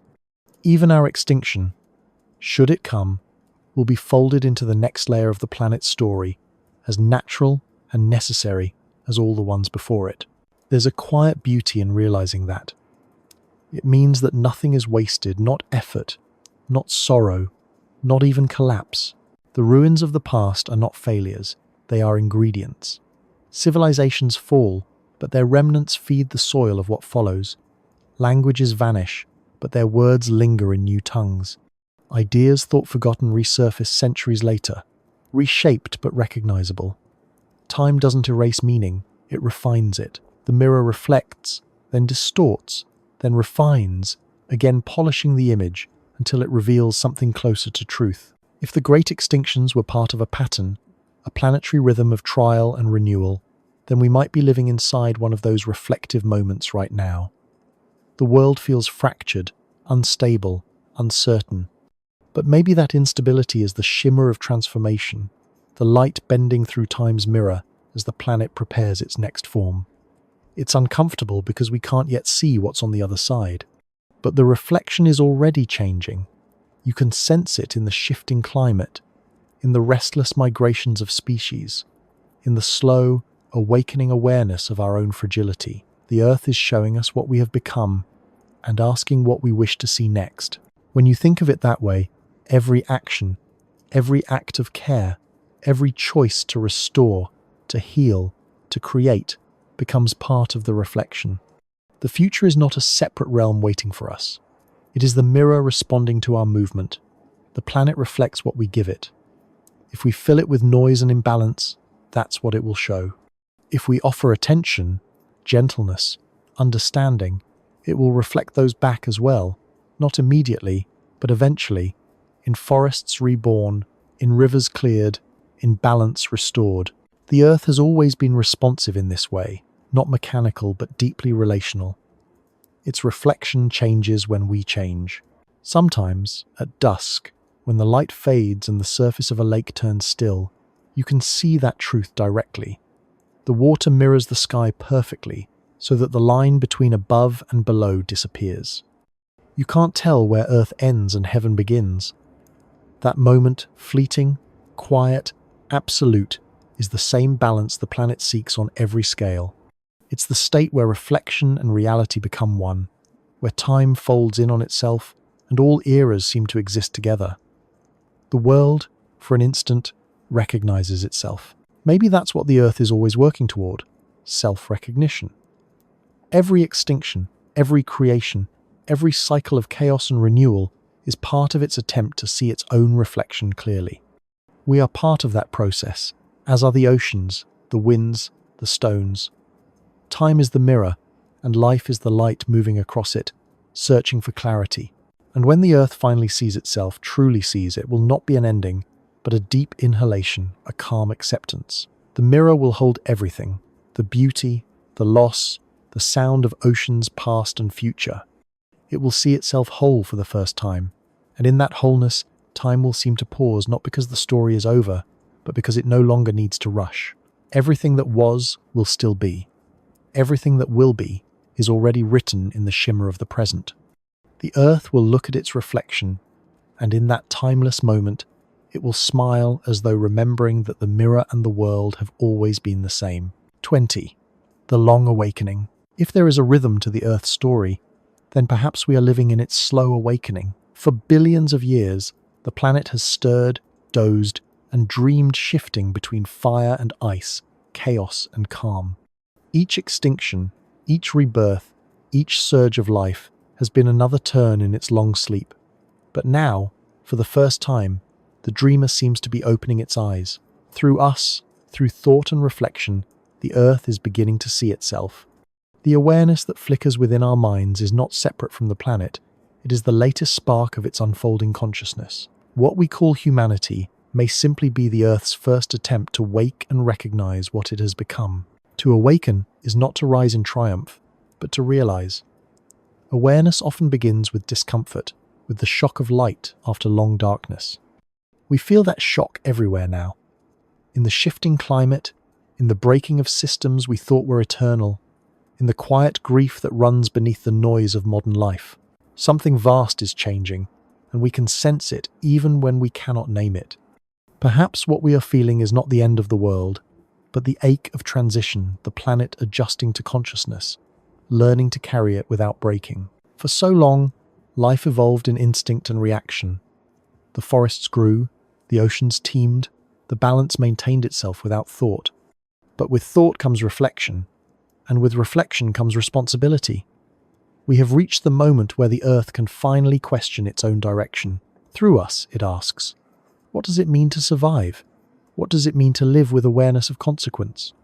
The long awakening is not about dominance or control, but about recognition, an understanding that every action resonates through the fabric of life, and that we are both the resonance and the cause. It is easy to think of ourselves as separate from the planet, as if humanity were an intruder rather than an expression. But if the Earth were truly alive in a conscious sense, what would its thoughts look like? They would look like ours, billions of tiny flashes of awareness, scattered across the surface like neurons firing in a vast planetary mind. Each person, each creature, each pulse of energy would be part of that network. Our cities might even be synapses, connecting the flow of information and energy between distant parts of the planet's body. If that sounds fanciful, consider how the patterns of rivers, roads, and data mirrors the neural pathways of the human brain. The resemblance is uncanny, and perhaps not accidental. The universe repeats its designs, fractal upon fractal, mind upon matter. The Earth is thinking, and we are its thoughts. But awakening is not always peaceful. Dreams resist interruption. The old patterns cling to their repetition. That may be what we are witnessing now, the tension between instinct and insight, between the ancient drives of survival and the new possibility of stewardship. The fires that consume forests, the storms that swallow coasts, the melting of ice, and the rise of heat, they are not just warnings, they are the symptoms of awakening. The planet is recalibrating, learning how to sustain awareness without collapsing the systems that sustain life. And we are both the challenge and the key. If this truly is the dawn of Earth's self-awareness, then our role is not to control it, but to participate in it consciously, to see ourselves as organs of perception rather than masters of matter. The long awakening requires humility, because it demands that we admit our part in the pattern both as destroyers and creators. It also requires patience, because the process of planetary awareness unfolds not in years or centuries, but in epochs. What feels like chaos to us may be coherence on a scale too vast to comprehend. Imagine what the Earth might dream as it awakens. Perhaps it remembers every life that has ever touched it, from the first microbes in the sea to the last bird that sings at dusk. Perhaps it feels the weight of mountains as easily as we feel the rise and fall of breath. Perhaps the slow turning of its crust and the pulse of its magnetic field are forms of thought, ancient and serene. And now, through us, it dreams of understanding. For the first time, it can look into its own mirror through the eyes of a species that can question the meaning of its existence. This awakening is not a single event. It is a process, centuries long, marked by struggle and forgetting. There will be setbacks, collapses, extinctions, eras of silence, but each will serve the same purpose they always have: renewal. Just as the forest burns to make room for new growth, so must civilization occasionally dissolve to rediscover balance. The Earth's awakening will not be gentle, but it will be true. It will strip away illusions of separation, of superiority, of permanence, until only the essential remains: the pulse of life itself, undivided. We can already feel that pulse beneath our daily noise. It hums in the rhythm of tides, in the migration of animals, in the slow, synchronized breathing of forests at night. It is the same pulse that beats within us, our hearts moving in time with the turning of the planet.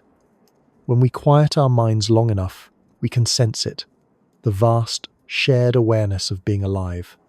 That awareness is not ours alone.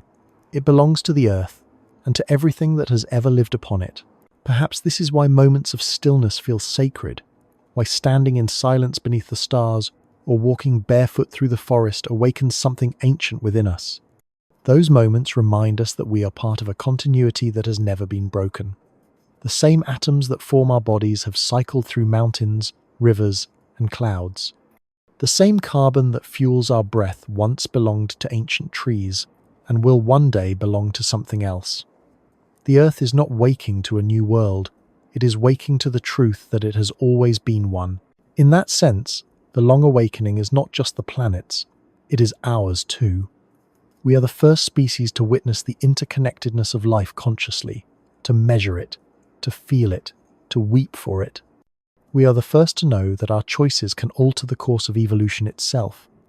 That knowledge is both gift and burden, but perhaps it was always meant to be shared. Maybe consciousness was never meant to remain confined within one species. Maybe it is meant to spread, to become a property of the entire biosphere, until awareness is as universal as air. There will come a time, perhaps long after us, when the Earth's awakening will be complete. It will no longer need separate minds to think for it. Consciousness will be woven into every system. The soil, the seas, the wind. Life itself will become thought, and thought will become life. In that world, there will be no boundary between nature and intelligence, between matter and meaning. The planet will have become what it has always been evolving toward, a living, thinking whole.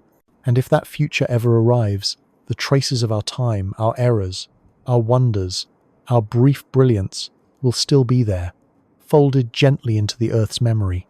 We will have been the eyelids opening, the breath before the first word.